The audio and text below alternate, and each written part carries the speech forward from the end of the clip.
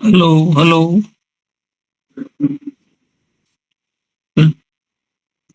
Sir ನಮಸ್ತೆ sir.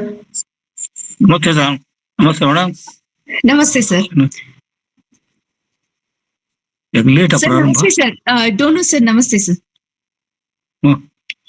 Hello ನಮಸ್ತೆ sir. ನಮಸ್ತೆ sir. Yes sir. Dharwad Katte Dharwad ಇದೊಂದು ರಾಷ್ಟ್ರೀಯ ಸಾಹಿತ್ಯ ಹಾಗೂ ಸಾಂಸ್ಕೃತಿಕ ಸ್ವಾಯತ್ತ ಸಂಸ್ಥೆಯಾಗಿ ಕಳೆದ 4 ವರ್ಷಗಳಿಂದ ಸಾಹಿತ್ಯದ ಹಲವಾರು ಪ್ರಕಾರದ ಕಾರ್ಯಗಳನ್ನ ಕೈಗೆತ್ಕೊಂಡು ಕನ್ನಡಿಗರ ಮನೆ ಮನೆ ಮಾತಾಗಿದೆ. ಧಾರವಾಡ ಕಟ್ಟೆಯು ಶ್ರೀ ವಾಲ್ಮೀಕಿ ಮಹರ್ಷಿ ವಿಶ್ವವಿದ್ಯಾಲಯ ರಾಯಚೂರು ಹಾಗೂ ಸಿವಿಜಿ ಪಬ್ಲಿಕೇಶನ್ ಬೆಂಗಳೂರು ಇವರ ಸಹಯೋಗದಲ್ಲಿ ಇವತ್ತು 320ನೇ ಒಂದು ಉಪನ್ಯಾಸ ಕಾರ್ಯಕ್ರಮವನ್ನ ಆಯೋಜನೆ ಮಾಡ್ತಾ ಇದೆ. ಶೇಕ್ಸ್ಪಿಯರ್ ನಾಟಕಗಳ ಉಪನ್ಯಾಸ ಮಾಲಿಕೆ ಅಡಿನಲ್ಲಿ ಒಟ್ಟು ಶೇಕ್ಸ್ಪಿಯರ್ನ 37 ನಾಟಕಗಳ ಕುರಿತಾಗಿ ಉಪನ್ಯಾಸಗಳನ್ನ ಮಂಡಿಸಬೇಕು. ಹಾಗೇನೆ ಆ ಉಪನ್ಯಾಸಗಳೆಲ್ಲವನ್ನು ಕೂಡ ಕೃತಿಯ ರೂಪದಲ್ಲಿ ತೆಗೆದುಕೊಂಡು ಬರಬೇಕು ಅನ್ನುವಂತಹ ನಿಟ್ಟಿನಲ್ಲಿ ಧಾರವಾಡ ಕಟ್ಟೆ ಮಹತ್ವದ ಒಂದು ಕೆಲಸವನ್ನ ಮಾಡ್ತಾ ಇದೆ. ಆ ನಿಟ್ಟಿನಲ್ಲಿ ಈಗಾಗಲೇ 6 ಉಪನ್ಯಾಸಗಳು ಜರುಗಿದ್ದು ಇವತ್ತು 7ನೇ ಒಂದು ಉಪನ್ಯಾಸಕ್ಕೆ ನಾವೆಲ್ಲರೂ ಕೂಡ ಕಾರಣೀಕರ್ತಾಗಿದ್ದೇವೆ. ಈ ಕಾರ್ಯಕ್ರಮದಲ್ಲಿ ನೆರೆದಿರುವಂತಹ ಎಲ್ಲ ಗಣ್ಯ ಮಹನೀಯರಿಗೆ ಹಾಗೇನೆ ಧಾರವಾಡ ಕಟ್ಟೆಯ ಪದಾಧಿಕಾರಿಗಳಿಗೆ, ಹಿರಿಯರಿಗೆ ಆತ್ಮೀಯ ಸ್ವಾಗತವನ್ನ ಕೋರ್ತೇವೆ. ಆತ್ಮೀಯ ಸ್ವಾಗತ. ಇವತ್ತಿನ ಉಪನ್ಯಾಸ ಮಾಲಿಕೆ ಅಲ್ಲಿ ಡಾಕ್ಟರ್ ಪಲ್ಲವಿ ಇಲ್ಕಲ್ ಅವರು ಉಪನ್ಯಾಸವನ್ನ ಮಂಡಿಸಬೇಕಾಗಿತ್ತು. ಅನಿವಾರ್ಯ ಕಾರಣಗಳಿಂದಾಗಿ ಅವರು ಮೊನ್ನೆ ಸಾಯಂಕಾಲ ಕರೆ ಮಾಡಿ ತಮ್ಮ ಅನ್ಯ ಕಾರ್ಯ ನಿಮಿತ್ತವಾಗಿ ಅವರು ಅನಿವಾರ್ಯವಾಗಿ ಉಪನ್ಯಾಸ ಕಾರ್ಯಕ್ರಮದಲ್ಲಿ ಭಾಗವಹಿಸಕ್ಕೆ ಸಾಧ್ಯ ಆಗ್ತಾ ಇಲ್ಲ. ಮುಂದಿನ ವಾರ ತಮ್ಮ ಉಪನ್ಯಾಸವನ್ನ ಮಂಡಿಸ್ತಾ ಇದ್ದೇನೆ ಅಂತ ಕೇಳ್ಕೊಂಡ್ರು. ಹಾಗಾಗಿ ನಾವು ಸರ್ ಹತ್ರ ರಿಕ್ವೆಸ್ಟ್ ಮಾಡ್ಕೊಂಡು ನೀವೇ ಒಂದು ಉಪನ್ಯಾಸ ನೀಡ್ಬೇಕು ಅಂತ ಕೇಳ್ಕೊಂಡಾಗ ಅವರ ಬ್ಯುಸಿ ಶೆಡ್ಯೂಲ್ ಅಲ್ಲೂ ಕೂಡ ಇವತ್ತು ಧಾರವಾಡ ಕಟ್ಟೆಯ ವೇದಿಕೆಯಲ್ಲಿ ಬಸವರಾಜ್ ಡೋನು ಸರ್ ಅವರು ಒಥೆಲೋ ನಾಟಕದಲ್ಲಿ ಪ್ರೀತಿ ಹಾಗೂ ಸಾವಿನ ಸಮ್ಮಿಲನ ಎನ್ನುವಂತಹ ವಿಷಯವನ್ನ ಇಟ್ಕೊಂಡು ನಾನು ಮಾತಾಡ್ತೇನೆ ಅಂತ ಅವರು ನಮ್ಗೆ ಈ ಒಂದು ಖಾಲಿಯಾದ ಸ್ಥಾನದಲ್ಲಿ ಒಂದು ಉಪನ್ಯಾಸವನ್ನ ಮಾಡೋದಿಕ್ಕೆ ಒಪ್ಕೊಂಡು ಇವತ್ತು ನಮ್ ಜೊತೆಗಿದ್ದಾರೆ.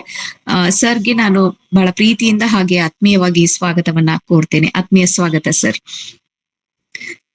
ಬಸವರಾಜ್ ಡೋನು ಸರ್ ಅವರು ನನ್ನ ವಿದ್ಯಾಗುರುಗಳು, ಹಾಗೇನೆ ಇಂಗ್ಲಿಷ್ ಪ್ರಾಧ್ಯಾಪಕರಾಗಿ ಕರ್ನಾಟಕ ಕೇಂದ್ರೀಯ ವಿಶ್ವವಿದ್ಯಾಲಯ ಕಲಬುರ್ಗಿಯಲ್ಲಿ ಇಂಗ್ಲಿಷ್ ವಿಭಾಗದ ಮುಖ್ಯಸ್ಥರಾಗಿ ಹಾಗೇನೆ ಆಡಳಿತದಲ್ಲಿ ವಿವಿಧ ಒಂದು ಸೇವೆಯನ್ನ ಸಲ್ಲಿಸಿದಂತವರು, ಹಾಗೆ ಕನ್ನಡದ ಮಹತ್ವದ ಒಬ್ಬ ಲೇಖಕರು. ಅವರು ವಿವಿಧ ಪ್ರಕಾರಗಳಲ್ಲಿ ವಿಮರ್ಶೆಯನ್ನ ಕೈಗೆತ್ಕೊಳ್ತಾರೆ. ಒಂದ್ ಕಡೆ, ಇನ್ನೊಂದ್ ಕಡೆ ಕವಿಯಾಗಿನೂ ಕೂಡ ಕಾಣಿಸ್ಕೊಳ್ತಾರೆ, ಕತೆಗಾರರಾಗಿನೂ ಕೂಡ ಕಾಣಿಸ್ಕೊಳ್ತಾರೆ, ಕಾದಂಬರಿಕಾರರಾಗಿ, ಅಂಕಣಕಾರರಾಗಿ ದಿನದ ಒಂದು 20 ಗಂಟೆ ನಿರಂತರವಾಗಿ ಕೆಲಸ ಮಾಡುವಂತಹ ಗುರುಗಳು ನಮ್ಗೆ ದೊರೆತಿದ್ದು ನಮ್ ಪುಣ್ಯ ಅಂತ ಹೇಳ್ತಾ ಇವತ್ತು ಇಷ್ಟು ಮಾತುಗಳೊಂದಿಗೆ ಒಥೆಲೋ ನಾಟಕದಲ್ಲಿ ಪ್ರೀತಿ ಮತ್ತು ಸಮ್ಮಿಲನ ಎನ್ನುವಂತಹ ವಿಷಯವನ್ನ ಕುರಿತಾಗಿ ಮಾತನಾಡಬೇಕು ಅಂತ ಬಸವರಾಜ್ ಡೋನು ಸರ್ ಅಲ್ಲಿ ನಾನು ಕೇಳ್ಕೊಳ್ತೇನೆ. ಮೊದಲಿಗೆ ಸರ್ ತಮ್ಮ ಮಾತುಗಳನ್ನ 60 ನಿಮಿಷಗಳ ಕಾಲ ಆಡ್ತಾರೆ. ನಂತರದಲ್ಲಿ ಚರ್ಚೆಗೆ ಅವಕಾಶ ಇರುತ್ತೆ. ಏನಾದ್ರೂ ಪ್ರಶ್ನೆಗಳಿದ್ರೆ ಅಥವಾ ಪೂರಕವಾಗಿ ಏನಾದ್ರು ಹಂಚ್ಕೊಳ್ಳೋ ಆಗಿದ್ರೆ ಮಧ್ಯದಲ್ಲಿ ಅದನ್ನ ದಯವಿಟ್ಟು ಚಾಟ್ ಬಾಕ್ಸ್ ನಲ್ಲಿ ಶೇರ್ ಮಾಡ್ಕೊಳ್ಳಿ. ಅದನ್ನ ಚರ್ಚೆಯ ಸಮಯದಲ್ಲಿ ನಾವು ಕೈಗೆತ್ಕೊಳ್ತೇವೆ ಅಂತ ಹೇಳ್ತಾ ಸರ್ಗೆ ಅವರ ಮಾತುಗಳಿಗಾಗಿ ಈ ವೇದಿಕೆಯನ್ನ ಕೊಡ್ತಾ ಇದ್ದೇನೆ. Sir please. ಎಲ್ಲರಿಗೂ ನಮಸ್ಕಾರ. ವಿಜಯಲಕ್ಷ್ಮಿ, ನನ್ನ ಧ್ವನಿ ಕೇಳಿಸ್ತದಲ್ಲ? ಸರ್ ಕೇಳಿಸುತ್ತೆ ಸರ್, ಪ್ಲೀಸ್. ಧಾರವಾಡ ಕಟ್ಟೆಯ ಎಲ್ಲ ಸಂಗಾತಿಗಳೇ, ಸ್ನೇಹಿತರೆ, ಹಿರಿಯರೇ, ಎಲ್ಲರಿಗೂ ನಮಸ್ಕಾರ. ಈಗ ಸಮಯ 6 ಗಂಟೆ 10 ನಿಮಿಷ ಆಗಿದೆ. 7 ಗಂಟೆ 10 ನಿಮಿಷದವರೆಗೆ 60 ನಿಮಿಷಗಳ ಕಾಲ ನಾನು ಶೇಕ್ಸ್ಪಿಯರ್ನ ಈ ಮಹತ್ವದ ನಾಟಕದ ಕುರಿತು ಮಾತನಾಡ್ತೇನೆ. ಆಮೇಲೆ ಪ್ರಶ್ನೆಗಳೇನಾದ್ರೂ ಇದ್ರೆ ಸಂವಾದದಲ್ಲಿ ನಾನು ಪಾಲ್ಗೊಳ್ಳುತ್ತೇನೆ. ಪಲ್ಲವಿ ಇಲ್ಕಲ್ ಅವರು ಇಂದು ಉಪನ್ಯಾಸ ನೀಡಬೇಕಾಗಿತ್ತು. ಅನಿವಾರ್ಯ ಕಾರ್ಯಗಳ ನಿಮಿತ್ತ ಅವರಿಗೆ ಈ ಹೊತ್ತಿನ ಕಾರ್ಯಕ್ರಮದಲ್ಲಿ ಭಾಗವಹಿಸಲಿಕ್ಕೆ ಸಾಧ್ಯ ಆಗಲಿಲ್ಲ. ಡಾಕ್ಟರ್ ವಿಜಯಲಕ್ಷ್ಮಿ ದಾನ್ ರೆಡ್ಡಿ ಅವರು ನನಗೆ ಕರೆ ಮಾಡಿ ಇವತ್ತು ಶೇಕ್ಸ್ಪಿಯರ್ನ ಯಾವ್ದಾದ್ರು ಒಂದು ನಾಟಕದ ಕುರಿತು ಮಾತನಾಡಬೇಕು ಅಂತ ಕೇಳ್ಕೊಂಡ್ರು. ನಾನು ದೆಹಲಿಯಲ್ಲಿದ್ದೆ, ಈಗಲೂ ಇಲ್ಲೇ ಇದ್ದೇನೆ. ಅನೇಕ ತಾಪತ್ರೆಗಳ ನಡುವೆ ನಾನು ಈ ಇಂದಿನ ಉಪನ್ಯಾಸ ನೀಡಲಿಕ್ಕೆ ನಮ್ಮ ಮುಂದೆ ಬಂದಿದ್ದೇನೆ. ಧಾರವಾಡ ಕಟ್ಟಿಯ ಕಾರ್ಯಕ್ರಮಗಳು ನಿರಂತರವಾಗಿ ಅವ್ಯಾಹತವಾಗಿ ಸಾಗಬೇಕು. ಯಾವುದೇ ಕಾರಣಕ್ಕೂ ಕಾರ್ಯಕ್ರಮಗಳು ನಿಲ್ಬಾರ್ದು ಎಂಬುದು ನಮ್ಮ ಧ್ಯೇಯವಾಗಿದೆ, ನಮ್ಮ ಉದ್ದೇಶವಾಗಿದೆ. ಹೀಗಾಗಿ ನಾನು ಇಂದು ನಿಮ್ಮ ಮುಂದೆ ಶೇಕ್ಸ್ಪಿಯರ್ನ ಅಥೆಲೋ ನಾಟಕದ ಬಗ್ಗೆ ಮಾತನಾಡಲಿಕ್ಕೆ ಬಂದಿದ್ದೇನೆ. ಈ ನಾಟಕ ಶೇಕ್ಸ್ಪಿಯರ್ನ 4 ಅತ್ಯಂತ ಮಹತ್ವದ ವಿಶ್ವವಿಖ್ಯಾತ ದುರಂತ ಅಥವಾ ರುದ್ರ ನಾಟಕಗಳಲ್ಲಿ ಒಂದು. ಅನೇಕ ಜನರು ಈ ನಾಟಕವನ್ನ ಓದಿರ್ತಾರೆ, ಈ ನಾಟಕದ ಬಗ್ಗೆ ಉಪನ್ಯಾಸಗಳನ್ನ ಕೇಳಿರ್ತಾರೆ, ತರಗತಿಗಳಲ್ಲಿ ಶಿಕ್ಷಕರಿಂದ ಬೋಧನೆಯನ್ನ ಕೂಡ ಕೇಳಿರ್ತಾರೆ. ವಿಶ್ವದಾದ್ಯಂತ ಎಲ್ಲರಿಗೂ ಚಿರಪರಿಚಿತವಾಗಿರುವ ಈ ನಾಟಕದ ಬಗ್ಗೆ ನಾನು ಮಾತನಾಡಬೇಕು. ಈ ನಾಟಕದ ಬಗ್ಗೆ ಯಾರಿಗೂ ಗೊತ್ತಿರದ, ಯಾರ ಅನುಭವಕ್ಕೂ ತಿಳುವಳಿಕೆಗೂ ದಕ್ಕದ ಸಂಗತಿಗಳನ್ನ ನಾನು ಹೇಳುತ್ತಿದ್ದೇನೆ ಎಂದು ಖಂಡಿತವಾಗಿ ಹೇಳಲಾರೆ. ಈ 2 ದಿನಗಳಲ್ಲಿ ಈ ನಾಟಕದ ಓದಿನ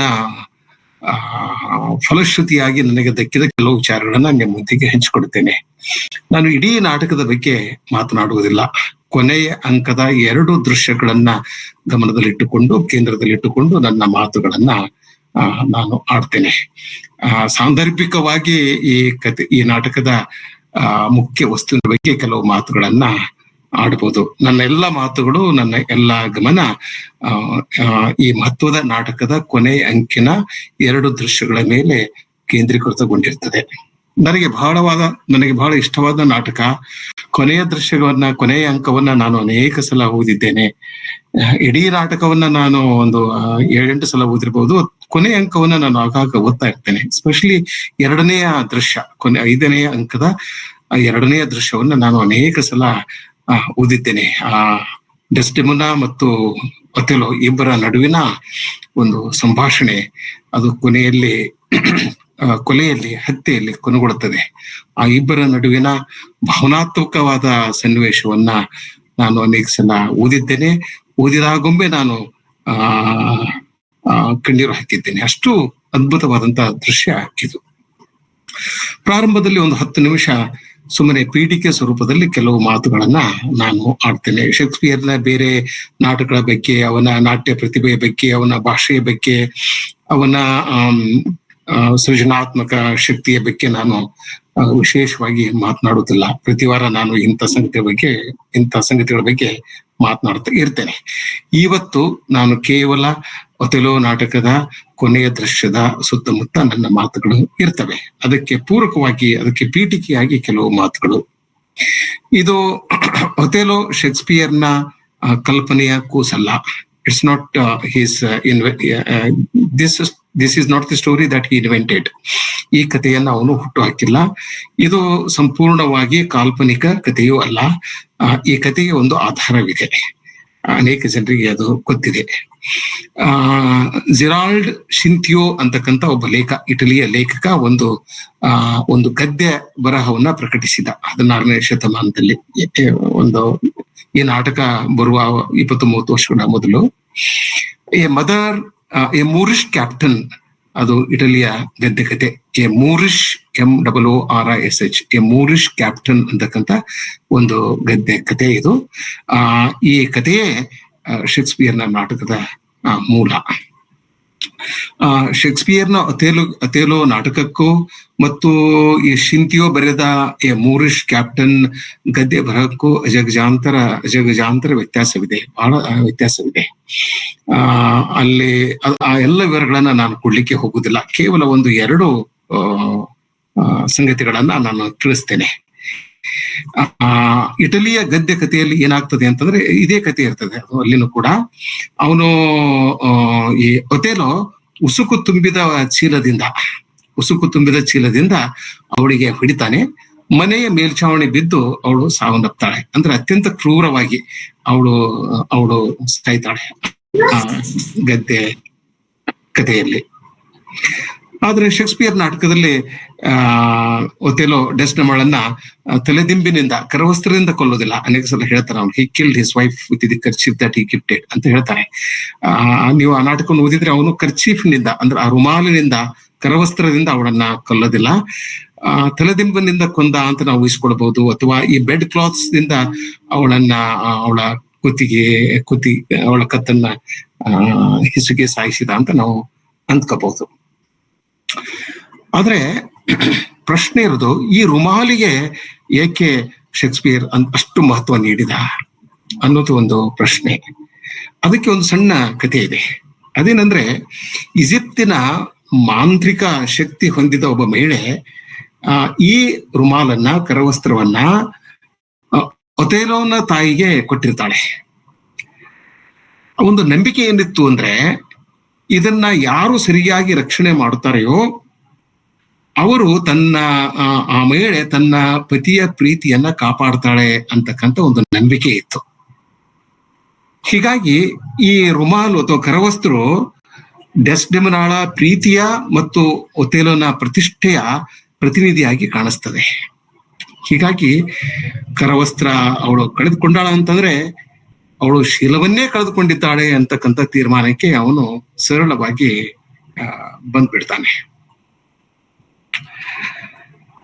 ಆದ್ರೆ ಇದು ಈ ಕರವಸ್ತ್ರವನ್ನ, ರುಮಾಲನ್ನ ಒಥೆಲೋ ಡೆಸ್ಡೆಮೋಳ ಕೈಗೆ ಕೊಟ್ಟಾಗ ಒಂದು ಎಚ್ಚರಿಕೆಯನ್ನ ನೀಡಿರ್ತಾನೆ. ಇದು ಬಹಳ ಬೆಲೆಯುಳ್ಳ ಒಂದು ಕಾಣಿಕೆ, ಇದನ್ನ ಸರಿಯಾಗಿ ಜೋಪಾನ ಮಾಡಿಕೊಳ್ಬೇಕು ಅಂತ ಹೇಳಿ. ಆದ್ರೆ ಆಕಸ್ಮಿಕವಾಗಿ ಅದು ಕೆಳಗೆ ಬಿದ್ದ್ಬಿಡ್ತದೆ. ಅದು ಎಮಿಲಿಯ ಕೈ ಸಿಗ್ತದೆ. ಪದೇ ಪದೇ ಗಂಡ ಕೇಳಿದ್ರಿಂದ ಅವಳು ಯಾವಾಗ ಕೊಡ್ತಾಳೆ. ಅವನು ಅದನ್ನ ಕ್ಯಾಶೋನ ಮನೆಯಲ್ಲಿ ಇಡ್ತಾನೆ. ಆಮೇಲೆ ಅದನ್ನ ಒಥೆಲೋಗೆ ತೋರಿಸ್ತಾನೆ. ಅವನಿಗೆ ಅಂದ್ರೆ, ನಿನ್ನ ಹೆಂಡತಿ ನಿನಗೆ ವಿಶ್ವಾಸಘಾತ ಮಾಡಿದ್ದಾಳೆ ಎಂದು ಆಕೆಯ ಮನವೊಲಿಸ್ತಾನೆ. ಇದು ಕತೆ. ಸುಮ್ಮನೆ ಈ ಕರವಸ್ತ್ರಕ್ಕೆ ಸಂಬಂಧಪಟ್ಟ ಹಾಗೆ ಈ ರುಮಾಲಿಗೆ ಸಂಬಂಧಪಟ್ಟಂತೆ ಕೆಲವು ವಿವರಗಳು ಮತ್ತು ಇದರ ಮೂಲದ ಬಗ್ಗೆ ಕೆಲವು ವಿವರಗಳು. ಒಥೆಲೋ ನಾಟಕದ ಕೊನೆಯ ದೃಶ್ಯ ಓದುಗ ಪ್ರೇಕ್ಷಕರ ಮೇಲೆ ಗಾಢ ಪ್ರಭಾವ ಬೀರ್ತಕ್ಕಂಥ ಒಂದು ದೃಶ್ಯ. ಇದರ ಬಗ್ಗೆ ನಾನು ಮಾತನಾಡಬೇಕು. ಈ ಅಂಕದಲ್ಲಿ ನಾಟಕದ ದುರಂತ ತನ್ನ ಪರಾಕಾಷ್ಠೆ ತಲುಪ್ತದೆ. ಅಂದ್ರೆ ಆ ಟ್ರೆಜಿಡಿ ಏನಿದೆಯಲ್ಲ, ನಾಟಕದ ಒಂದು ದುರಂತ ತನ್ನ ಪರಾಕಾಷ್ಠೆಯನ್ನ ಈ 5ನೇ ಅಂಕನಲ್ಲಿ ತಲುಪ್ತದೆ. ಅಲ್ಲದೆ ಮೋಸ, ಮತ್ಸರ, ವಿಶ್ವಾಸಘಾತ ತಮ್ಮ ವಿನಾಶಕಾರಿ ಪರಾಕಾಷ್ಠೆಯನ್ನು ಕೂಡ ಈ ಅಂಕದಲ್ಲಿ ತಲುಪ್ತವೆ. ಈ ಅಂಕದ ನಾಟಕೀಯ ರಚನೆ ಬಹಳ ಅದ್ಭುತವಾಗಿದೆ. ಇದು ಕಟ್ಟಿಕೊಡುವ ಆತಂಕದ ವಿನಾಶಕಾರಿ ದುರಂತ ನೋಡಿ ಓದುಗರ ರಕ್ತ ಹೆಪ್ಪುಗಟ್ಟುತ್ತದೆ. ಈ ಅಂಕದ ಮೊದಲನೇ ದೃಶ್ಯದಲ್ಲಿ ಇಯಾಗೋನ ಹಿಂಸೆ ಕಣ್ಣಿಗೆ ರಾಚುತ್ತದೆ. ರೋಡ್ರಿಗೋ ಕ್ಯಾಸಿಯೋನನ್ನು ಹತ್ಯೆ ಮಾಡಲಿಕ್ಕೆ ಪ್ರಯತ್ನ ಪಡ್ತಾನೆ. ಆದರೆ ಅವನೇ ಹತ್ಯೆಗೆ ಈಡಾಗ್ತಾನೆ. ತನ್ನ ಅಪರಾಧ ಮುಚ್ಚಿ ಹಾಕಲು ಇಯಾಗೋ ಏಕಕಾಲದಲ್ಲಿ ಏನಾದರೂ ಮಾಡಬಲ್ಲ ಎಂಬುದಕ್ಕೆ 5ನೇ ಅಂಕದ ಮೊದಲನೇ ದೃಶ್ಯ ನಿದರ್ಶನವಾಗಿದೆ, ಸಾಕ್ಷಿಯಾಗಿದೆ.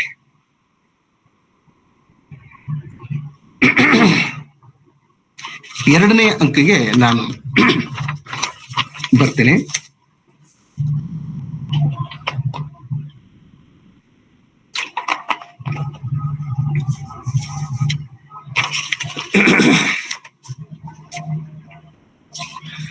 ಇಲ್ಲಿ ಒಥೆಲೋಗೆ ತಾನು ಪ್ರೀತಿಸಿ ಮದುವೆಯಾದ, ತಾನು ಅನೇಕ ವರ್ಷಗಳೊಂದಿಗೆ ಸಂಸಾರವನ್ನ ಮಾಡಿದ, ಸುಖ ಸಂತೋಷವನ್ನ ಹಂಚಿಕೊಂಡ ತನ್ನ ಪ್ರೀತಿಯ ಆತ್ಮೀಯ ಪತ್ನಿಯನ್ನ ಕೊಲ್ಲುವ ನಿರ್ಧಾರಕ್ಕೆ ಈ 5ನೇ ಅಂಕದ 2ನೇ ದೃಶ್ಯದಲ್ಲಿ ಒಥೆಲೋ ಬರ್ತಾನೆ. ಒಥೆಲೋ ನಿಜಕ್ಕೂ ತನ್ನ ಹೆಂಡತಿಯನ್ನ, ತನ್ನ ಪತ್ನಿಯನ್ನ ತಿರಸ್ಕಾರ ಮಾಡುತ್ತಾನೆ. ಒಥೆಲೋ ನಿಜಕ್ಕೂ ತನ್ನ ಪತ್ನಿಯನ್ನ ದ್ವೇಷಿಸುತ್ತಾನೆ. ಈ ಪ್ರಶ್ನೆಗಳು ಓದುಗರನ್ನ ಕಾಡ್ಬೇಕಾದದ್ದು. ಆದ್ರೆ ನಾಟಕವನ್ನ, ಕೊನೆಯ ದೃಶ್ಯವನ್ನ ನಾವು ಸೂಕ್ಷ್ಮವಾಗಿ ಓದಿದರೆ ನಮಗೆ ಮನದಟ್ಟಾಗ್ತದೆ. ಒಥೆಲೋನಿಗೆ ಹೆಂಡತಿಯನ್ನ ಕೊಲ್ಲುವುದು, ಪತ್ನಿಯನ್ನ ಕೊಲ್ಲುವುದು ಬಹಳ ಕಷ್ಟದ ಕೆಲಸವಾಗ್ತದೆ. ಯಾವುದೇ ಒಬ್ಬ ವ್ಯಕ್ತಿಗೆ ಕೊಲೆ ಮಾಡುವುದು ಸರಳವಾದ ಕೆಲಸವಲ್ಲ. ಹತ್ಯೆ ಮಾಡುವುದು ಬಹಳ ಸರಳವಾದ ಕೆಲಸವಲ್ಲ. ಅಪರಿಚಿತ ವ್ಯಕ್ತಿಯನ್ನ, ಮೂರನೇ ವ್ಯಕ್ತಿಯನ್ನ ಕೊಲ್ಲುವಾಗಲೂ ಕೂಡ ಮನುಷ್ಯ ಅದರ ಬಗ್ಗೆ ವಿಚಾರ ಮಾಡ್ತಾನೆ. ಯಾಕಂದ್ರೆ ಒಂದು ಜೀವವನ್ನ ತೆಗೆಯುವುದು ಅದು ಬಹಳ ಕಷ್ಟದ, ಹಿಂಸೆಯ, ನೋವಿನ ಸಂಗತಿ. ಯಾಕಂದ್ರೆ ತನ್ನ ಮುಂದೆ ಒಬ್ಬ ವ್ಯಕ್ತಿ, ಒಬ್ಬ ಮನುಷ್ಯ ಚೀರಾಡಿ ಒದ್ದಾಡಿ ಸಾಯ್ತಾ ಇರೋದನ್ನ ನೋಡ್ಬೇಕಲ್ಲ. ಸೊ ಹೀಗಾಗಿ ಮರ್ಡರ್ ಮಾಡೋದು, ಹತ್ಯೆ ಮಾಡೋದು ಒಬ್ಬ ಮನುಷ್ಯನಾದವನಿಗೆ ಬಹಳ ನೋವಿನ, ಕಷ್ಟದ ಕೆಲಸ. ಇನ್ನು ತಾನು ಅಗಾಧವಾಗಿ ಪ್ರೀತಿಸಿದ, ಮೋಹಿಸಿದ, ಒಡನಾಟವನ್ನು ಇಟ್ಟುಕೊಂಡ ವ್ಯಕ್ತಿಯನ್ನ ಕೊಲ್ಲೋದು ಅಂದ್ರೆ ತಾನು ಪ್ರೀತಿಸಿದ ದೇಹವನ್ನ ಸರ್ವನಾಶ ಮಾಡೋದು. ಕೊಲ್ಲುವುದು ಅಂತಂದ್ರೆ ದೇಹವನ್ನ ಸರ್ವನಾಶ ಮಾಡೋದು, ಪತ್ನಿಯ ದೇಹವನ್ನ ಸರ್ವನಾಶ ಮಾಡುವುದು. ಹೀಗಾಗಿ ಅವನು ಸಾಕಷ್ಟು ಕಷ್ಟವನ್ನು ಅನುಭವಿಸ್ತಾನೆ. ಅದೆಲ್ಲ ವಿವರವನ್ನ ನಾವು ನೋಡ್ಬೇಕು ಇದರಲ್ಲಿ. ನನಗೆ ಈ ದೃಶ್ಯ ಬಹಳ ಮುಖ್ಯವಾಗುವುದು ಈ ಕಾರಣಕ್ಕಾಗಿ. ಸುಮ್ಮನೆ ಬರೋದು, ಅವಳನ್ನ ಕತ್ತರಿಸಿ ಕೊಂದು ಹೋಗ್ಬಿಡೋದು ಇಷ್ಟೇ ಆಗುವುದಿಲ್ಲ ಈ ನಾಟಕದಲ್ಲಿ. ಅವನಲ್ಲಿ ಒಂದು ದ್ವಂದ್ವ ಉಂಟಾಗ್ತದೆ, ಅವನಲ್ಲಿ ಒಂದು ಕಾನ್ಫ್ಲಿಕ್ಟ್ ಶುರು ಆಗ್ತದೆ, ಅವನ ಮನಸ್ಸಿನಲ್ಲಿ ಒಂದು ದೊಡ್ಡ ಮಹಾಯುದ್ಧ ನಡೆಸ್ತದೆ. ಕೊಲೆ ಮಾಡೋದ್ರಿಂದ ಹೇಗೆ ಕೊಲ್ಲೋದು, ಎಲ್ಲ ರೀತಿಯ ಸಂಘರ್ಷ ಅವನ ಮನಸ್ಸಿನಲ್ಲಿ ನಡೀತದೆ. ಕೊನೆಗೆ ಅವನು ಅದೆಲ್ಲವನ್ನು ಮೀರಿ ಅದರಿಂದ ಹೊರಗೆ ಬಂದು ತನ್ನ ಮನಸ್ಸಿನಲ್ಲಿ ಉಂಟಾದ ಗೊಂದಲವನ್ನ ನಿವಾರಣೆ ಮಾಡಿಕೊಂಡು ಕಠಿಣ ಮನಸ್ಸಿನವನಾಗಿ ತನ್ನ ದೇಹವನ್ನ, ಮನಸ್ಸನ್ನ ತನ್ನ ಪತ್ನಿಯ ಕೊಲೆಗಾಗಿ ಅವನು ಸಿದ್ಧಪಡಿಸ್ಕೋತಾನೆ.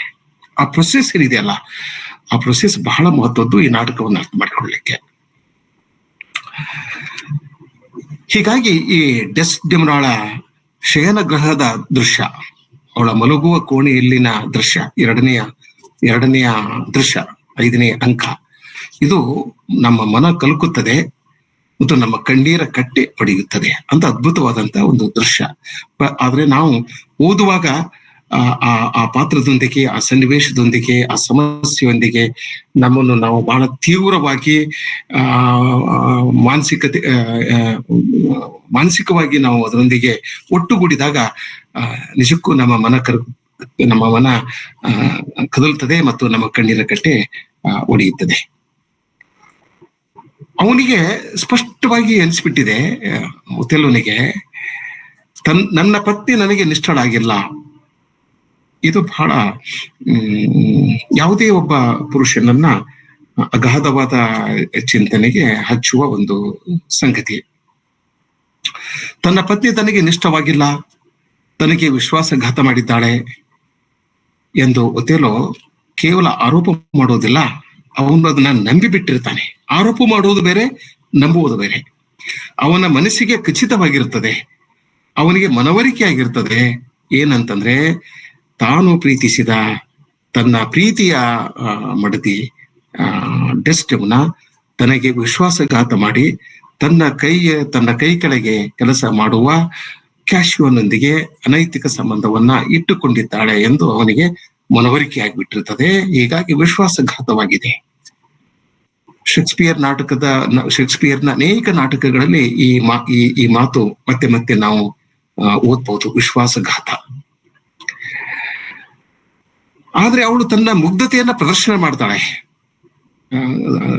ತನ್ನ ಪತಿಗೆ ಹೇಳ್ತಾಳೆ, ಇಲ್ಲ, ನಿಮ್ಮ ನಂಬಿಕೆ ಸರಿಯಾಗಿಲ್ಲ, ನಾನು ನಿಮಗೆ ಮೋಸ ಮಾಡಿಲ್ಲ, ಅದನ್ನೆಲ್ಲ ವಿವರವನ್ನ ನಾನು ಕೊಡ್ತೇನೆ. ಅಂದ್ರೆ ಅವಳು ತನ್ನ ಮುಗ್ಧತೆಯನ್ನ ಪ್ರದರ್ಶಿಸ್ತಾಳೆ, ಪ್ರೀತಿ ವಿಶ್ವಾಸದ ಮಾತು ಆಡ್ತಾಳೆ, ತನ್ನ ನಿಷ್ಠೆಯ ಬಗ್ಗೆ ಹೇಳ್ತಾಳೆ, how faithful I am to you ಅನ್ನೋದನ್ನು ಕೂಡ ಹೇಳ್ತಾಳೆ. ಆದ್ರೆ ಕೊಲ್ಲಲೆಂದೇ ಬಂದ ಒಥೆಲೋ ಅವಳನ್ನ ಕೊಂದೇ ತೀರುತ್ತಾನೆ.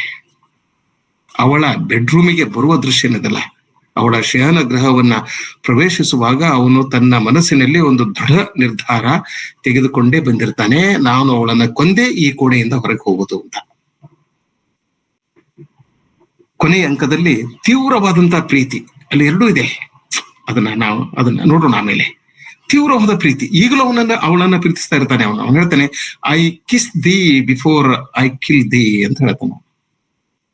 ನಿನ್ನನ್ನು ಸುಮ್ಮನೆ ಕೊಲ್ಲೋದೆಲ್ಲ, ನಿನಗೆ ಮುತ್ತಿಕ್ಕು ಕೊಲ್ತೇನೆ, ಮೊದಲು ಮುತ್ತಿಕ್ಕುತ್ತೇನೆ ಆಮೇಲೆ ನಿನ್ನನ್ನು ಕೊಲ್ಲುತ್ತೇನೆ ಅಂತ ಹೇಳ್ತಾನೆ ಅವನು. ಅಂದ್ರೆ ಈಗಲೂ ಕೂಡ ಅವನಲ್ಲಿ ಒಂದು ಸಣ್ಣ ಮಟ್ಟದ ಪ್ರೀತಿ ವಿಶ್ವಾಸ ಅವಳ ಬಗ್ಗೆ ಇರ್ತದೆ.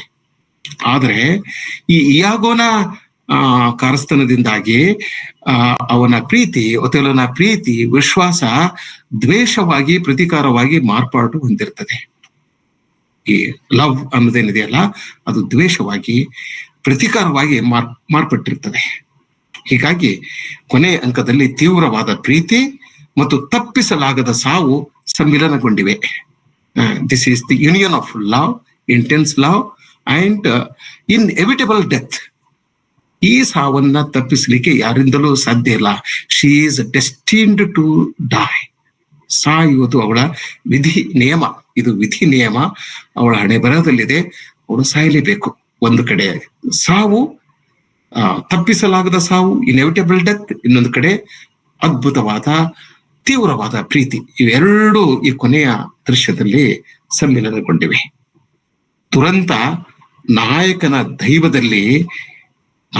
ದೈವದಲ್ಲಿಯೇ ದುರಂತ ಇದೆ. ಒಥೇಲೋನ ದೈವದಲ್ಲಿ ದುರಂತ ಇದೆ. He can't just avoid it. Tragedy ಅನ್ನೋದೇನಿದೆಯಲ್ಲ, ಅವನ ದೈವದಲ್ಲಿದೆ. ಅದು ಅವನ ಹಣೆ ಬರಹದಲ್ಲಿ ಆಗಲೇ ಬರೆಯಲ್ಪಟ್ಟಿದೆ. ಅದನ್ನ ಅವನು ಮೀರ್ಲಿಕ್ಕೆ ಸಾಧ್ಯನೇ ಇಲ್ಲ. ಸೊ ಹೀಗಾಗಿ ಈ ಸಾವು ಅನೇಕ ವಿಚಿತ್ರವಾದಂತ ಒಂದು ತಿರುವನ್ನ ಪಡೆದುಕೊಳ್ತದೆ, ವಿಚಿತ್ರವಾದ ಆಯಾಮವನ್ನು ಪಡೆದುಕೊಳ್ತದೆ.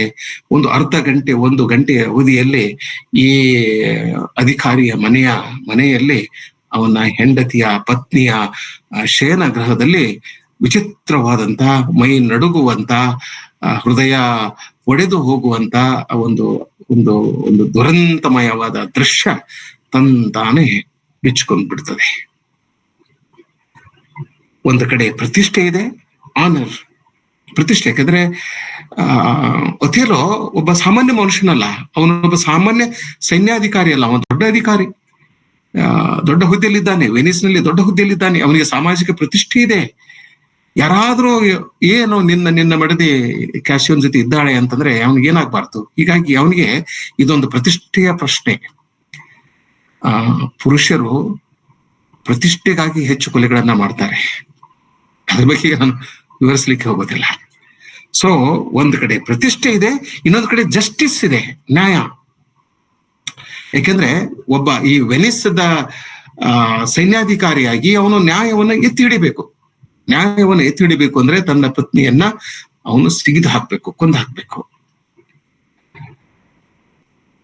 ಹೀಗಾಗಿ ಅವನು ಅಥೇಲೋ ಅನೇಕ ಮಾನಸಿಕ ಸ್ತರದಲ್ಲಿ ಸಮಸ್ಯೆಗಳನ್ನ ಎದುರಿಸ್ತಾನೆ.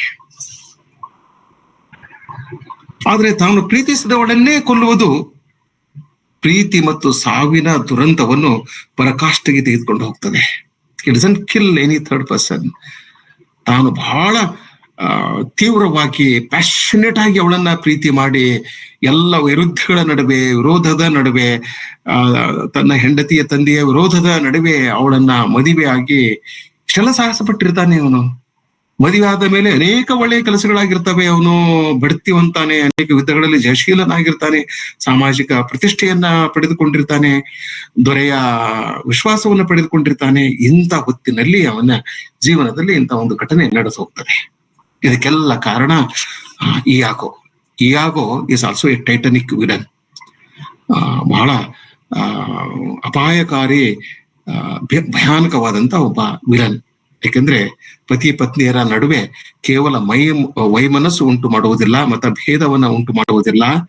ಪತಿಯ ತಲೆಯನ್ನ ಕೆಡಿಸಿ ಆತ ತನ್ನ ಪತ್ನಿಯ ಕತ್ತನ್ನು ಹಿಸುಕಿ ಕೊಲೆ ಮಾಡುವ ಪರಿಸ್ಥಿತಿಯನ್ನ, ಸನ್ನಿವೇಶವನ್ನ ಈ ನೀಚ ವ್ಯಕ್ತಿ, ಈ ಖಳನಾಯಕ ಸೃಷ್ಟಿ ಮಾಡ್ತಾನೆ ಇಯಾಗೋ.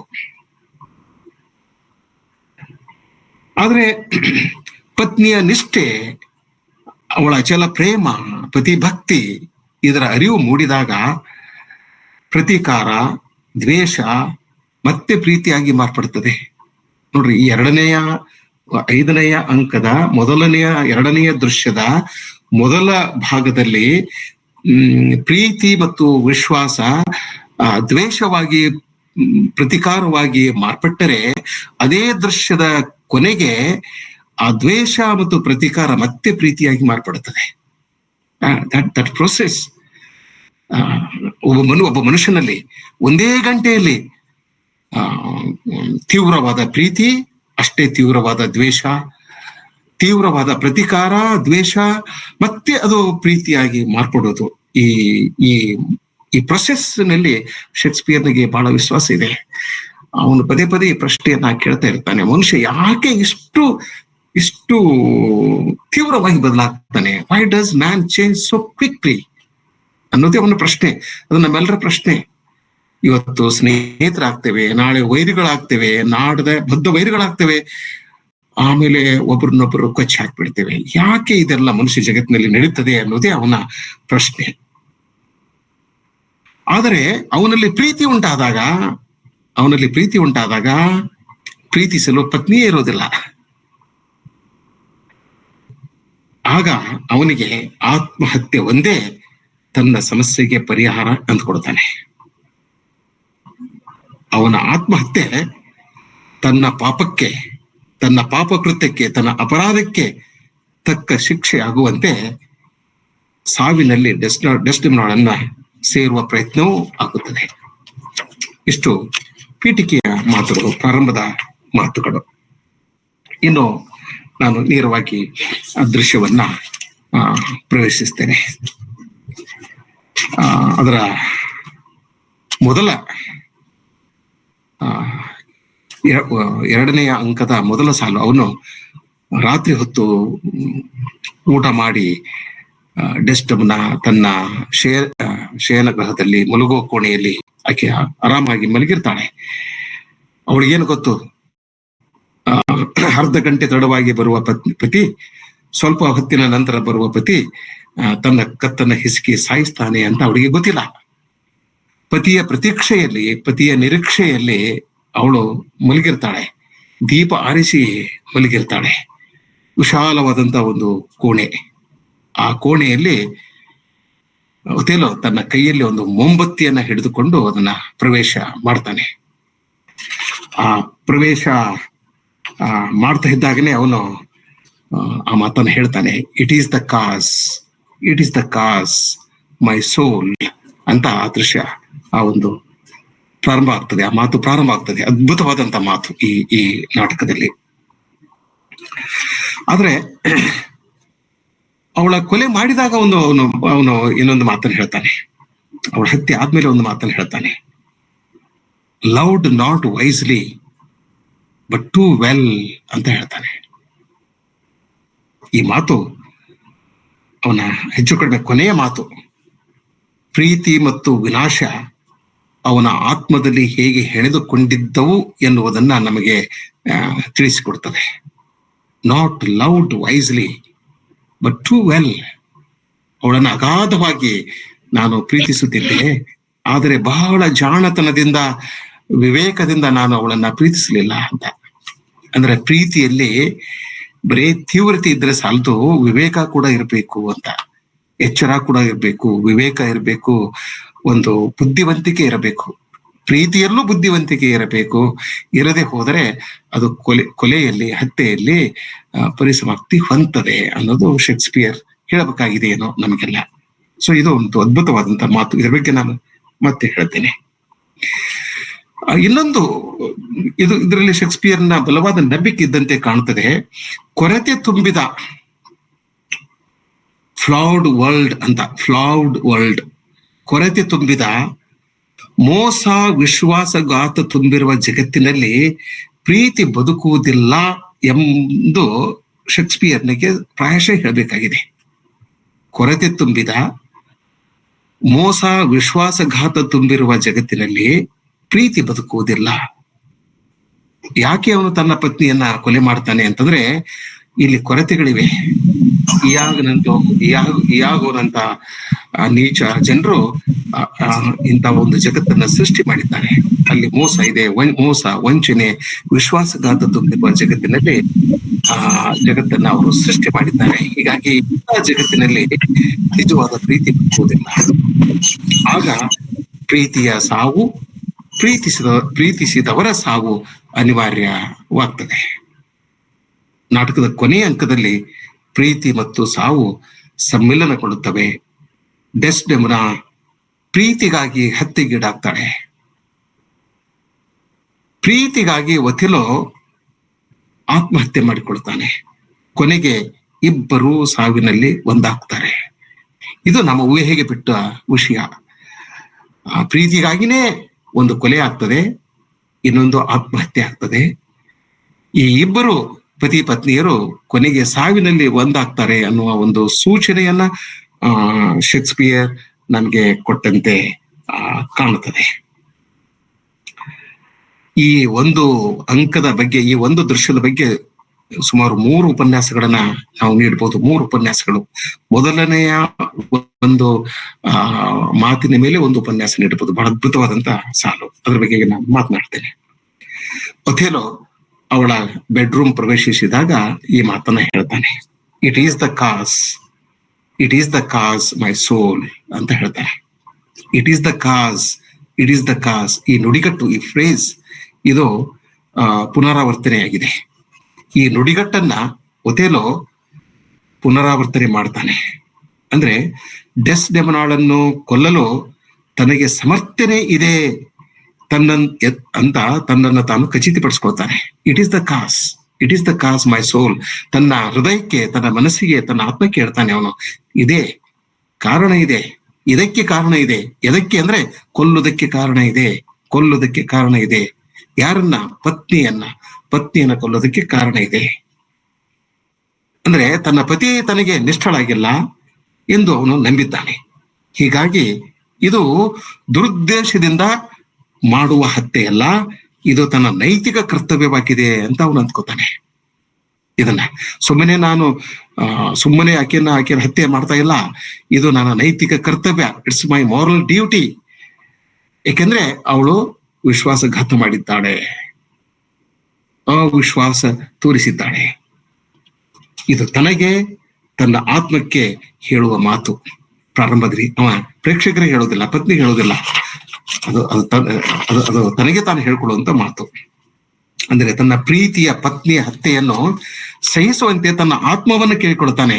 ಓ ಆತ್ಮವೇ, ಅಂತರಾತ್ಮವೇ, ಇಷ್ಟರಲ್ಲೇ ನಾನು ನನ್ನ ಪತ್ನಿಯನ್ನು ಕೊಂದು ಹಾಕಲಿದ್ದೇನೆ, ಇದನ್ನ ನೀನು ಸಹಿಸ್ಕೊಳ್ಬೇಕು. Be prepared to bear the loss of this woman. ಈ ಮಹಿಳೆಯನ್ನ ನಾನು ಕೊಂದು ಹಾಕ್ತಾನೆ, ಅದನ್ನ ಸಹಿಸುವ ಶಕ್ತಿ ನಿನಗೆ ಬರ್ಲಿ ಅಂತ ಅವನು ತನ್ನ ಆತ್ಮವನ್ನ ಕೇಳ್ಕೊಡ್ತಾನೆ. ಆಮೇಲೆ ಹೇಳ್ತಾನೆ, let me not name it to you chaste stars. ಸಂಜೆ ಆಗಿದೆ, ರಾತ್ರಿ ಹೊತ್ತು, ಕಿಟಕಿ ಆಚೆ ಆಕಾಶದಲ್ಲಿ ನಕ್ಷತ್ರಗಳು ಮಿರುಗ್ತಾ ಇದ್ದಾವೆ. ಆ ನಕ್ಷತ್ರಗಳಿಗೆ ಹೇಳ್ತಾನೆ, ನಾನು ಯಾವ ಕಾರಣಕ್ಕಾಗಿ ಅವಳನ್ನ ಕೊಲ್ತಾ ಇದ್ದೇನೆ ಅಂತ ನಿಮ್ಗೆ ಹೇಳೋದಿಲ್ಲ. ಆ ಶಬ್ದವನ್ನ ನನ್ನ ನಾಲಿಗೆ ಮೇಲೆ ನಾನು ತರೋದಿಲ್ಲ. ಯಾಕಂದ್ರೆ ಹೆಂಡತಿಗೆ ವ್ಯಭಿಚಾರಿಣಿ ಅಂತ ಹೇಗೆ ಹೇಳೋದು? ನನ್ನ ಪತ್ನಿ ವ್ಯಭಿಚಾರ ಮಾಡಿದ್ದಾಳೆ ಅಂತ ಹೇಗೆ ಹೇಳೋದು? ನಾನು ಆ ಪದವನ್ನು ಬಳಸೋದಿಲ್ಲ ಅಂತ ನಾವು. Let me not name it to you chaste stars. ಪ್ರಕೃತಿಯ ಸಾಕ್ಷಿಯಾಗಿ ಅವನಿಗೆ ತನ್ನ ಪತ್ನಿ ವ್ಯಭಿಚಾರ ಮಾಡಿದ್ದಾಳೆಂದು ಅವನು ಹೇಳಲಾರ. ಹೀಗಾಗಿ ಅದನ್ನ ಮುಚ್ಚಿ ಸಾಂಕೇತಿಕವಾಗಿ ಹೇಳ್ತಾನೆ, ಇಟ್ ಈಸ್ ದ ಕಾಸ್ ಅಂತ. ಅಂದ್ರೆ ಒಥೆಲೋನ ಮನಸ್ಸಿನಲ್ಲಿ ಒಂದು ಆಂತರಿಕ ಸಂಘರ್ಷ, ಇಂಟರ್ನಲ್ ಕಾನ್ಫ್ಲಿಕ್ಟ್ ಅದು ನಡೆದಿರ್ತದೆ, ಶುರುವಾಗಿರ್ತದೆ. ಏನದು ಕಾನ್ಫ್ಲಿಕ್ಟ್ ಅಂತಂದ್ರೆ, ಇದು ದೈತ್ಯಾಕಾರದ ಕೃತ್ಯವಲ್ಲ. ಒಂದು ಪಿಶಾಚಿ, ಒಂದು ಭೂತ, ಒಬ್ಬ ಅತ್ಯಂತ ನೀಚ ಮನುಷ್ಯ ಮಾಡ್ತಕ್ಕಂಥ ಹೇಯ ಕೃತ್ಯ ಅಲ್ಲ ಇದು. ಕೊಲ್ತಾ ಇದ್ದೇನೆ, ಹತ್ಯೆ ಮಾಡ್ತಾ ಇದ್ದೇನೆ, ಹೆಂಡತಿಯನ್ನ ಕೊಲ್ತಾ ಇದ್ದೇನೆ, ಆದ್ರೆ ಇದು ಸಾಮಾನ್ಯ ವ್ಯಕ್ತಿ ಮಾಡ್ತಕ್ಕಂಥ ಅಪರಾಧ ಅಲ್ಲ, ಪಾಪ ಅಲ್ಲ, ಇದು ನೈತಿಕವಾದ ಕೃತ್ಯ ಅಂತ ಅವನು ಅಂದ್ಕೋತಾನೆ. It's my moral duty, it's my commitment ಎಂದು ತನಗೆ ತಾನು ಅವನು ಮನದಟ್ಟು ಮಾಡ್ಕೊಳ್ತಾನೆ. ಇಲ್ಲಿ ದುರಂತದ ವ್ಯಂಗ್ಯ, ನಾವು ಟ್ರಾಜಿಕ್ ಐರನಿ ಅಂತೀವಲ್ಲ, ಈ ದುರಂತದ ವ್ಯಂಗ್ಯವನ್ನ ನಾವು ಕಾಣಬಹುದು. ಕಾರಣ ಯಾಕಂದ್ರೆ ಅವನೇನ್ ಹೇಳ್ತಾನೆ, ವಾಟ್ ಇಸ್ ಟ್ರಾಜಿಕ್ ಐರನಿ ಅಂತಂದ್ರೆ, ಕೊಲ್ಬೇಕು, ಪತಿಯನ್ನ ಕೊಲ್ಬೇಕು. ಯಾಕೆ ಕೊಲ್ಬೇಕು? ಅವಳು ನಿಷ್ಠಳಾಗಿಲ್ಲ. ಆದ್ರೆ ವಾಸ್ತವದಲ್ಲಿ ಅವಳು ನಿಷ್ಠಳಾಗಿರ್ತಾಳೆ. ವಾಸ್ತವದಲ್ಲಿ ಅವಳು ಪತಿಗೆ ದ್ರೋಹವನ್ನ ಮಾಡಿರೋದಿಲ್ಲ. ವಾಸ್ತವದಲ್ಲಿ ಅವಳು ವಿಶ್ವಾಸಘಾತ ಮಾಡಿರೋದಿಲ್ಲ. ಆದ್ರೆ ಆಕೆ ವಿಶ್ವಾಸಘಾತ ಮಾಡಿದ್ದಾಳೆ, ಮೋಸ ಮಾಡಿದ್ದಾಳೆ, ವಂಚನೆ ಮಾಡಿದ್ದಾಳೆ, ತನಗೆ ನಿಷ್ಠಳಾಗಿಲ್ಲ ಎಂದು ಅವನಿಗೆ ಮನವರಿಕೆ ಆಗಿರ್ತದೆ. ಹೀಗಾಗಿ ಇದು ಟ್ರಾಜಿಕ್ ಐರನಿ, ಇದೊಂದು ವ್ಯಂಗ್ಯ, ದುರಂತ ವ್ಯಂಗ್ಯ. ಇಯಾಗನ ಮೋಸದಿಂದ ಹುಟ್ಟಿದ ಕಾರಣ ಆಗಿರ್ತದೆ ಇದು. ಆದರೂ ಅವನು ಹೇಳ್ತಾನೆ, ಆಗ ಅವನು ಮಾತಾಡಕ್ ಶುರು ಮಾಡ್ತಾನೆ. ಅವಳ ಪಕ್ಕದಲ್ಲಿ ಹೋಗಿ ನಿಲ್ತಾನೆ. ಸುಮ್ಮನೆ ಕಲ್ಪನೆ ಮಾಡ್ಕೊಳ್ಳಿ ನೀವು, ಕತ್ತಲಾಗಿದೆ, ಮೊಂಬತ್ತಿ ಕೈಲಿ ಹಿಡಿದುಕೊಂಡು ಅವಳ ಮಲಗುವ ಕೋಣೆಯನ್ನ ಪ್ರವೇಶಿಸ್ತಾನೆ. ಅವಳು ಮಲಗಿರ್ತಾಳೆ, ಮುಗ್ಧವಾಗಿ ಆರಾಮಾಗಿ ಮಲಗಿರ್ತಾಳೆ, ನಿದ್ರೆ ಹತ್ತಿರ್ತದೆ. ಬಹಳ ಬಹಳ ಬಹಳ ಸುಂದರಿ. ಶೇಕ್ಸ್ಪಿಯರ್ ಸೃಷ್ಟಿ ಮಾಡಿದ ಅದ್ಭುತವಾದ ಸುಂದರಿ ಅಂದ್ರೆ ಡೆಸ್ಡೆಮೋನಾ. ಅವಳನ್ನ ನೀವು ನೋಡ್ಬೇಕು. ರಂಗಭೂಮಿಯಲ್ಲ, ಕಲ್ಪನೆಯಲ್ಲಿ ಅವಳನ್ನ ಮರುಸೃಷ್ಟಿ ಮಾಡಿಕೊಳ್ಬೇಕು. ಅದ್ರ ಬಗ್ಗೆ ಒಂದು ದೃಷ್ಟಾಂತ ಇದೆ. ಕೊನೆಗೆ ಸಮಯ ಉಳಿದ್ರೆ ಕಲಂದರ್ ಅವ್ರ ನೆನಪು ಮಾಡಿದ್ರೆ ಹೇಳ್ತೇನೆ ಅವಳ ಸೌಂದರ್ಯದ ಬಗ್ಗೆ. ಆಗ ಅವನಂತಾನೆ, can I shed her blood? ಅಲ್ಲಿ ನಿಂತ್ಕೊಂಡು ಆಕೆ ನಿಂತ್ಕೊಂಡು ಹೇಳ್ತಾನೆ, ನಿನ್ನ ರಕ್ತವನ್ನು ನಾನು ಚೆಲ್ಲಬಹುದೇ? ಹೇಗೆ ಚೆಲ್ಬೇಕು? ಹೇಗ್ ಕೊಲ್ಲೋದಕ್ಕಿನ? ಕತ್ತಿಯಿಂದ ಇರಿದ್ರೆ ರಕ್ತ ಬಂದ್ಬಿಡ್ತದೆ. ನಾನು ಪ್ರೀತಿಸಿದ ದೇಹದಿಂದ ರಕ್ತ ಚೆಲ್ಲಬಹುದೇ? ಬೇಡ ಅಂತ ನಾನು. ಆದರೂ ನಾನು ಅವಳ ರಕ್ತ ಚೆಲ್ಲುವುದಿಲ್ಲ. ಇದೊಂದು ಮಾತು. ಹಿಮಕ್ಕಿಂತ ಬೆಳ್ಳಗಿರುವ ಅವಳ ತೊಗಲಿಗೆ ಗಾಯ ಮಾಡುವುದಿಲ್ಲ. ಹಿಮದಕ್ಕಿಂತ ಬೆಳ್ಳಗಿರುವ ಅವಳ ತೊಗಲಿಗೆ ನಾನು ಗಾಯ ಮಾಡುವುದಿಲ್ಲ. ವೈಟರ್ ದೆನ್ ದಿ ಸ್ನೋ ನಾರ್ ಡು ಐ ಸ್ಕಾರ್. ಹಿಂಗೆ ಶುರು ಆಗ್ತಿತ್ತು. ನಾರ್ ಡು ಐ ಸ್ಕಾರ್. ಇವೆಲ್ಲ ಡೈಲಾಗ್ಸ್ ಗಳನ್ನ ನಾನು ಕನ್ನಡದಲ್ಲಿ ಅನುವಾದ ಮಾಡ್ಕೊಂಡು ಬಂದಿದ್ದೇನೆ. ಒಂದ್ ಕಡೆ ಇಂಗ್ಲಿಷು ಕನ್ನಡ ಓದೋದ್ರಿಂದ ಸಮಯ ಹೆಚ್ಚು ಬೇಕಾಗ್ತದೆ. ಹಿಮದಕ್ಕಿಂತ ನಿನ್ನ ಮೈ ಚರ್ಮ ಬೆಳ್ಳಗಿದೆ, ಇದಕ್ಕೆ ನಾನು ಗಾಯ ಮಾಡಬಹುದೇ? ಎರಡನ್ನೂ ಮಾಡೋದಿಲ್ಲ ಅವನು. ಆದರೂ ಅವಳು ಸಾಯಬೇಕು. ಇಲ್ಲದಿದ್ರೆ ಅನೇಕ ಜನರಿಗೆ ದ್ರೋಹ ಮಾಡ್ತಾಳೆ. ಅವಾಗ ಅವನ ಕೈಯಲ್ಲಿ ಒಂದು ಮೊಂಬತ್ತಿ ಇರ್ತದೆ. ಶೇಕ್ಸ್ಪಿಯರ್ನ ಸಾಮರ್ಥ್ಯ ನೋಡಿ, ಅವನ ಕೈಯಲ್ಲಿ ಒಂದು ಮೊಂಬತ್ತಿ ಇರ್ತದೆ. ಅಲ್ಲಿ ಹೇಳ್ತಾನೆ, ಅದು ಕೈ ಕಟ್ಕೊಂಡು ಅದು ನೋಡಿ ಹೇಳ್ತಾನೆ, ಈ ಬೆಳಕು ನಂದಿಸುತ್ತೇನೆ. ಕೈಯಲ್ಲಿರುವ ಮೊಂಬತ್ತಿಯ ಬೆಳಕನ್ನ ನಂದಿಸುತ್ತೇನೆ. ಈ ಬೆಳಕನ್ನ ನಾನು ಆರಿಸುತ್ತೇನೆ. ಆಮೇಲೆ ಈ ಬೆಳಕನ್ನು ನಂದಿಸುತ್ತೇನೆ. ಆಕೆನ ಬೆಡ್ ಕಡೆ ಬೊಟ್ಟು ಮಾಡಿ ಹೇಳ್ತಾನೆ, ಈ ಬೆಳಕನ್ನ ನಂದಿಸುತ್ತೇನೆ. ಅವಳಲ್ಲೂ ಒಂದು ದೀಪ ಉರಿತಾ ಇದೆ. ಮೊಂಬತ್ತಿಯಲ್ಲಿ ದೀಪ ಉರಿತಾ ಇದೆ, ಅವಳಲ್ಲೂ ದೀಪ ಇದೆ, ಚೈತನ್ಯ ಇದೆ, ಜೀವವಿದೆ, ಪ್ರಾಣ ಇದೆ. ಮೊದಲು ಈ ಮೊಂಬತ್ತಿಯನ್ನ ನಂದಿಸುತ್ತೇನೆ, ಆಮೇಲೆ ಆ ಮೊಂಬತ್ತಿಯನ್ನ, ಆ ಬೆಳಕನ್ನ ನಂದಿಸುತ್ತೇನೆ. ಸುಮ್ಮನೆ ಅಷ್ಟಕ್ಕೆ ನಿಲ್ಲೋದಿಲ್ಲ ಅವನು. ನಿನ್ನ ಬೆಳಕು ನಂದಿಸಿದರೆ, ಮೊಂಬತ್ತಿ ಹೇಳ್ತಾನೆ ಅವನು ಕೆಂಡಲ್ಗೆ, ನಿನ್ನ ಬೆಳಕನ್ನ ನಂದಿಸಿದರೆ ನಿನ್ನ ಮುಂಚೆಯ ಬೆಳಕನ್ನು ನಿನಗೆ ನಾನು ಹಿಂದಿರುಗಿಸಬಹುದು.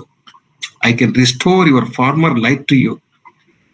ನಿನ್ನ ಇಫ್ ಐ ಕ್ವೆಂಚ್ ಯು, ನಿನ್ನ ಬೆಳಕನ್ನ ನಾನು ನಂದಿಸಿದರೆ ನಿನ್ನ ಮೊದಲಿನ ಬೆಳಕನ್ನ ನಾನು ಮತ್ತೆ ನಿನಗೆ ಹಿಂದಿರುಗಿ ಕೊಡಬಹುದು. ಆದರೆ ನಿನ್ನ ಬೆಳಕು ಒಮ್ಮೆ ನಂದಿಸಿದರೆ, ಹೆಂಡತಿಯ ನೋಡಿ ಹೇಳ್ತಾನೆ, ನಿನ್ನ ಬೆಳಕನ್ನ ಒಮ್ಮೆ ನಂದಿಸಿದರೆ, ಅವಾಗ ಆ ಪ್ರೊಮಿಥಿಯನ್ ಬರ್ತಾನಲ್ಲ ಕಥೆ ಒಳಗಡೆ, ಪ್ರೊಮಿಥಿಯನ್ ಬೆಂಕಿ ಎಲ್ಲಿದೆ ಎಂದು ನನಗೆ ಗೊತ್ತಿಲ್ಲ, ಅದು ಮಾತ್ರ ನಿನ್ನ ಬೆಳಕನ್ನು ನಿನಗೆ ಮರಳಿಸಬಹುದು. ನಿನ್ನನ್ನ ನಾನು ಕೊಂದು ಹಾಕಿದರೆ, ನಿನ್ನ ಬೆಳಕನ್ನ ನಾನು ನಂದಿಸಿದರೆ ಅದನ್ನ ಮರಳಿ ಕೊಡುವ ಶಕ್ತಿ ನನಗಿಲ್ಲ. ದೇವರೇ ಬಂದು ಆ ಕೆಲಸವನ್ನ ಮಾಡಬೇಕು. ಸ್ವರ್ಗದಿಂದ ಯಾರಾದ್ರೂ ಬರಬೇಕು ನನಗೆ ಮರುಜೀವ ಕೊಡೋದಿಕ್ಕೆ ಅಂತಂತಾನೆ. ಆಗ ಹೇಳ್ತಾನೆ ಅವನು, ಗಿಡದಿಂದ ಗುಲಾಬಿ ಹೂ ಕಿತ್ತುಕೊಂಡರೆ ಅದರ ಸಹಜ ಬೆಳವಣಿಗೆ ಸಾಧ್ಯವಾಗುದು. ಒಂದು ಗಿಡದಿಂದ ಒಂದು ಗುಲಾಬಿ ಹೂವನ್ನ ನೀವು ಕಿತ್ಕೊಂಡ್ಬಿಟ್ರೆ ಅದನ್ನ ಮತ್ತೆ ಇಡಲಿಕ್ಕೆ ಆಗೋದಿಲ್ಲ. ಅದಕ್ಕೆ ಹೇಳ್ತಾನ ಅವನು, ಆಗ ಅದು ಕೊಳೆತು ಹೋಗಲೇಬೇಕು. It must wither. ಅದು ಕೊಳೆತು ಹೋಗಲೇಬೇಕು. ಸೊ ಹೀಗಾಗಿ ಗಿಡದಿಂದ ಗುಲಾಬಿಯನ್ನ ಕಿತ್ತುಕೊಡ್ಬಾರ್ದು. ಗಿಡದ ಮೇಲಿರುವಾಗಲೇ ಅದರ ಸುವಾಸನೆ, ಅದರ ಫ್ರೆಗ್ರೆನ್ಸ್, ಸವಿವೆ ಅಂತ ಹೇಳ್ತಾನ ಅವನು. ಅಷ್ಟು ಹೇಳಿ ಅವಳಿಗೆ ಅವಳಿಗೆ ಒಂದು ಮುತ್ತು ಕೊಡ್ತಾನೆ. ಹಿತವಾದ ಉಸಿರು, ಎ ಬಾಮಿ ಬ್ರೆತ್ ಅಂತಿದೆ ಇಂಗ್ಲಿಷ್ ನಲ್ಲಿ. ಎ ಬಾಮಿ ಬ್ರೆತ್, ಹಿತವಾದ ಉಸಿರು. ನ್ಯಾಯ ತನ್ನ ಮಾತು ತಪ್ಪುವಂತೆ ಮಾಡುವುದು. ಅಂದ್ರೆ ನಾನು ಅವಳ ಹತ್ತಿರ ಹೋದ್ರೆ ಅವಳ ಉಸಿರು ಬಡಿದು ನಾನು ನನ್ನ ನಿರ್ಧಾರವನ್ನು ಬದಲಿಸಬಹುದು, ಅವಳನ್ನು ಕೊಲ್ಲದೆ ಹೋಗಬಹುದು.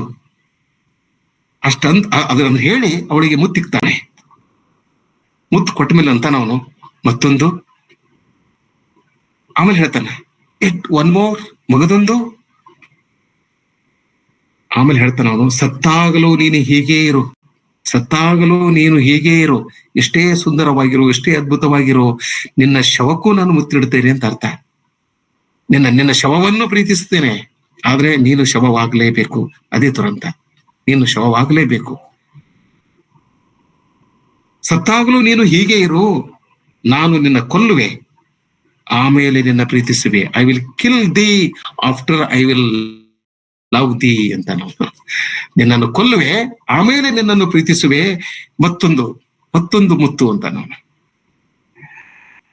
ಕೊನೆಯದ್ದು, ದಿಸ್ ಇಸ್ ದಿ ಲಾಸ್ಟ್ ಅಂತಂದಾಗ ಅವಳಿಗೆ ಮುತ್ತು ಕೊಡ್ತಾನೆ. ಮುತ್ತು ಕೊಟ್ಟ ಮೇಲೆ ಒಂದು ಮಾತಿದೆ, ಬಹಳ ಅದ್ಭುತವಾದ ಮಾತು, ರೋಮಾಂಚನ ಉಂಟು ಮಾಡತಕ್ಕಂಥ ಮಾತು. So sweet was so fatal. So sweet was so fatal. This is Shakespeare. ಅಂದ್ರೆ ಎಷ್ಟೊಂದು ಸಿಹಿ ಆದದ್ದು ಎಷ್ಟೊಂದು ಮಾರಕವಾಗಿರಲು ಸಾಧ್ಯವೇ ನೋಡ್ರಿ. So sweet was never so fatal. ಜೇನು ವಿಷವಾಗಬಹುದೇ? ಪ್ರಶ್ನೆ ಅದು. ಜೇನು ವಿಷವಾಗಬಹುದೇ? ಅವಾಗಂತಾರ, ನಾನು ಅಳಬೇಕು, ಹತ್ತು ಬಿಡಬೇಕು. ಆದ್ರೆ ಅವ್ನು ಹೇಳ್ತಾನ, ನಾನತ್ರ ನನ್ನ ಕಣ್ಣಿಂದ ಕ್ರೂರ ಕಣ್ಣೀರುಗಳು, ದ ಕ್ರೂಯಲ್ ಟಿಯರ್ಸ್, ಕ್ರೂರವಾದ ಕಣ್ಣೀರುಗಳು ಬರ್ತವೆ. ಆದ್ರೆ ಈ ದುಃಖ ಸ್ವರ್ಗೀಯವಾದ ದುಃಖ, ಹೆವನ್ಲಿ ಗ್ರೀಫ್. ಪ್ರೀತಿ ಇದ್ದಲ್ಲಿ ಅದು ಅಪ್ಪಳಿಸುತ್ತದೆ.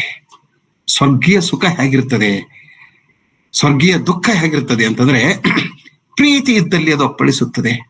ಎಲ್ಲಿ ಪ್ರೀತಿ ಇದೆಯೋ ಅಲ್ಲಿ ಅದು ಅಪ್ಪಳಿಸ್ತದೆ, ಸರ್ವನಾಶ ಮಾಡ್ತದೆ. ಅವಾಗ ಅವಳು ಶಿವೇಕ್ ಎಚ್ಚರಗೊಂಡ್ಲು ಅಂತಾಳೆ. ಯಾವ ಮಾತನ್ನು ಆಕೆ ಕೇಳಿಸಿಕೊಂಡಿರೋದಿಲ್ಲ. ಆಕೆಗೆ ಎಷ್ಟು ಗಾಢವಾದ ನಿದ್ರೆ ಗೊತ್ತಿಲ್ಲ ನನಗೆ, ಯಾಕೆ ಎಷ್ಟು ಗಾಢವಾದ ನಿದ್ರೆಯನ್ನು ಅವಳು ಮಾಡ್ತಾಳೆ ಅಂತ. ಪತಿ ತನ್ನ ಶಯನಗೃಹ ಪ್ರವೇಶ ಮಾಡಿದ್ದು ಗೊತ್ತಿಲ್ಲ, ಮೊಂಬತ್ತಿ ಹಿಡಿದುಕೊಂಡು ಬಂದದ್ದು ಗೊತ್ತಿಲ್ಲ, ಇಷ್ಟು ದೊಡ್ಡ ಮಾತನ್ನ ಆಡಿದ್ದು ಗೊತ್ತಿಲ್ಲ ಅವಳಿಗೆ. ಪಾಪ ಹೇಳ್ತಾಳೆ, ಎದ್ದು ಕತ್ಲಾಗಿರ್ತದೆ, ಬಂದವ್ರು ಯಾರಂತ ಗೊತ್ತಿರೋದಿಲ್ಲ. ಆಕೆಗೆ ಸ್ವಲ್ಪ ಭಯ ಆಗ್ತದೆ. ಬಂದವ್ರು ಯಾರಂತ ಗೊತ್ತಾಗಿರೋದಿಲ್ಲಲ್ಲ. ಯಾರವರು? ದೊರೆ, ಒಥೆಲೋ ದೊರೆ ಅಂತ ಕೇಳ್ತಾಳೆ. Who is this? Lord Othello? ಆಕೆ ಕೇಳ್ತಾಳೆ. ಮಲಗಲು ಬಂದಿರುವರಾದರೆ ಅಂತ ಕೇಳ್ತಾಳೆ ಆಕೆ. Have come to bed my lord? ಮಲಗಲು ಬಂದಿರುವರಾದರೆ? ಆದ್ರೆ ದೊರೆ ಬಂದಿರುವುದು ಕೊಲ್ಲುವುದಕ್ಕಾಗಿ. ಮುಂದೆ ಹೇಳಿಬಿಡ್ತಾನೆ ಮತ್ ಮೇಲೆ.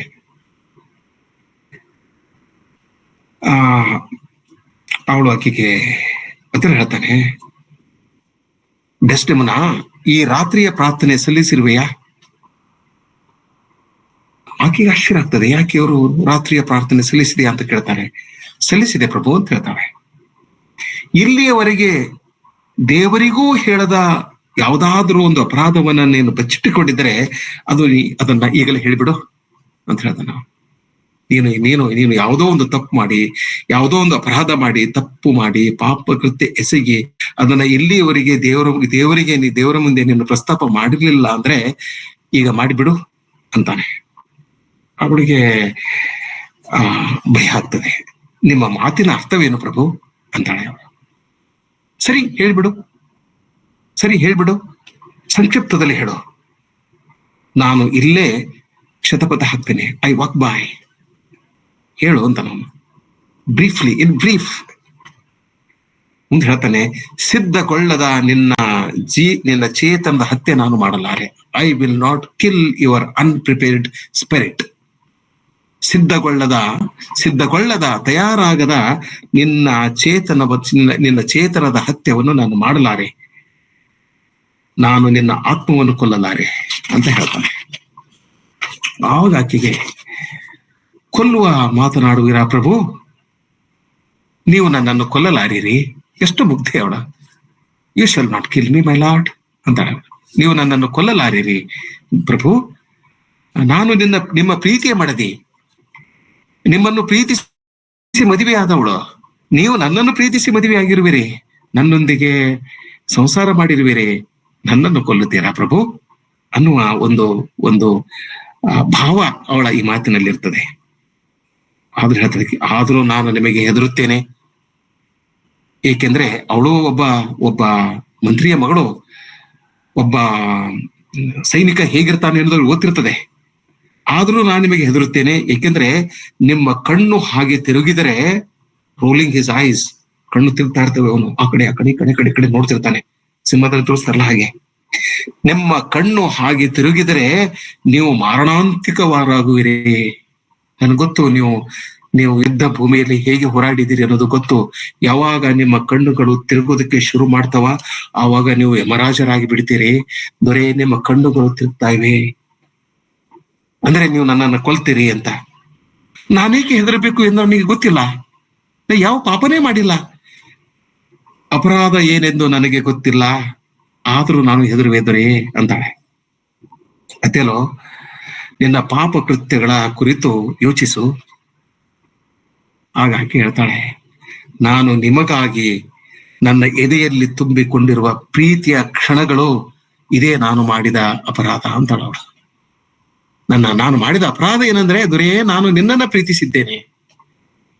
ನನ್ನ ಮನಸ್ಸಿನಲ್ಲಿ ಯಾವ ಪಾಪ, ಯಾವ ಭಾವನೆ ಇದೆ ಎಂದು ನೀವು ಕೇಳುತ್ತೀರಲ್ಲ, ನನ್ನ ಮನಸ್ಸಿನಲ್ಲಿ ಕೇವಲ ನಿಮಗಾಗಿರುವ ಪ್ರೀತಿಯ ಭಾವ ಇದೆ. ಅದೇ ನನ್ನ ಅಪರಾಧ, ಅದೇ ನನ್ನ ಪಾಪ. ಹಾಗ ಅವ್ರು ಹೇಳ್ತಾರ, ಸರಿ, ಅದಕ್ಕಾಗಿ ನೀನು ಸಾಯಬೇಕು, ನಿನ್ನ ಪ್ರೀತಿಗಾಗಿ ನೀನು ಸಾಯಬೇಕು. ಯಾಕೆಂದ್ರೆ ನೀನು ಹೇಳುವೆ ನನ್ನನ್ನು ಪ್ರೀತಿಸುವೆ ಎಂದು, ಆದರೆ ವಾಸ್ತವದಲ್ಲೇ ನೀನು ಕ್ಯಾಶ್ಯೂನನ್ನ ಪ್ರೀತಿಸುತ್ತಿರುವೆ. ಅದಕ್ಕಾಗಿ ಪ್ರೀತಿಗಾಗಿ ನೀನು ಸಾಯಬೇಕು, because you have loved a wrong person. Understand ಅಂತಾಳೆ. ಪ್ರೀತಿಸಿದ್ದಕ್ಕಾಗಿ ಕೊಲ್ಲುವುದು ಅಸಹಜ ಹತ್ಯವಾಗುವುದು. It becomes unnatural. ಅಯ್ಯೋ, ನಿಮ್ಮ ಕೆಳಗಿನ ತುಟಿ ಏಕೆ ಕಡಿಯುತ್ತೀರಿ? ಹೆಂಗ್ ಮಾಡ್ತಾನ ಹೀಗೆ ಕೆಳಗಿನ ತುಟಿಯನ್ನು ಕಡಿಲಿಕ್ಕೆ ಶುರು ಮಾಡ್ತಾನೆ.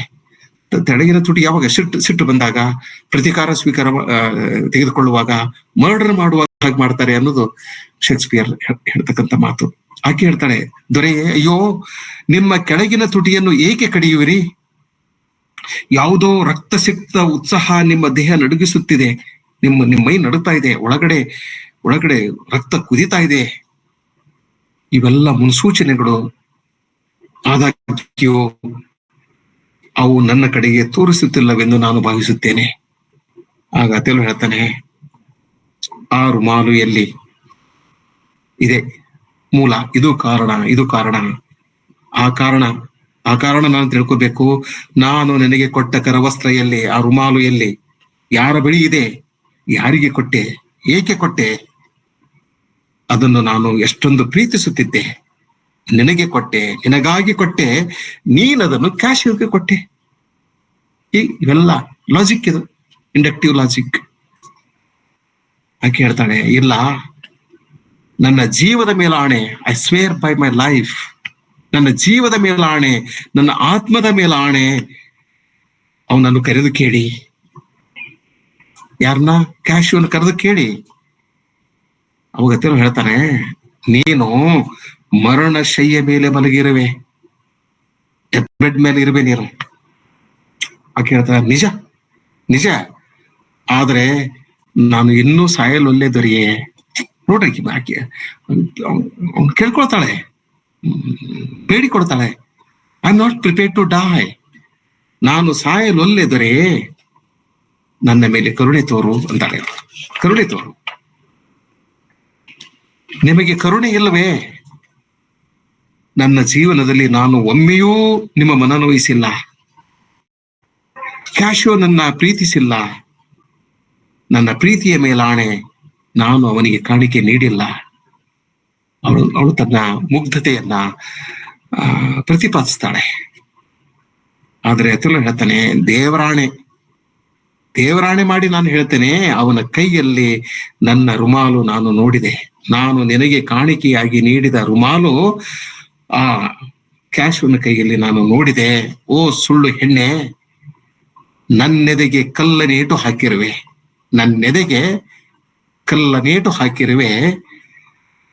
ನಾನು ಮಾಡಲಿರುವ ಹತ್ಯೆಗೆ ನನ್ನ ಪ್ರೇರೇಪಿಸಿರುವೆ. ನಿನ್ನನ್ನು ನಾನು ಯಾಕೆ ಕೊಲ್ತಾ ಇದ್ದೇನೆ ಅಂದ್ರೆ ಅದಕ್ಕೆ ನೀನೇ ಕಾರಣ. ನೀನು ನನ್ನನ್ನ ಪ್ರವೋಕ್ ಮಾಡಿರುವೆ ನಿನ್ನನ್ನು ಕೊಲ್ಲೋದಕ್ಕೆ. ಅದು ನಾನು ಮಾಡಲಿರುವ ತ್ಯಾಗ. ನನ್ನ ಕರವಸ್ತ್ರ ನಾನು ನೋಡಿದೆ. I have seen my hand kerchief ಅಂತ ಹೇಳ್ತಾನೆ. ಅದು ನಿಮಗೆ ಸಿಕ್ಕಿರಬಹುದು, ನಾನು ಅವನಿಗೆ ಕೊಟ್ಟೇ ಇಲ್ಲ.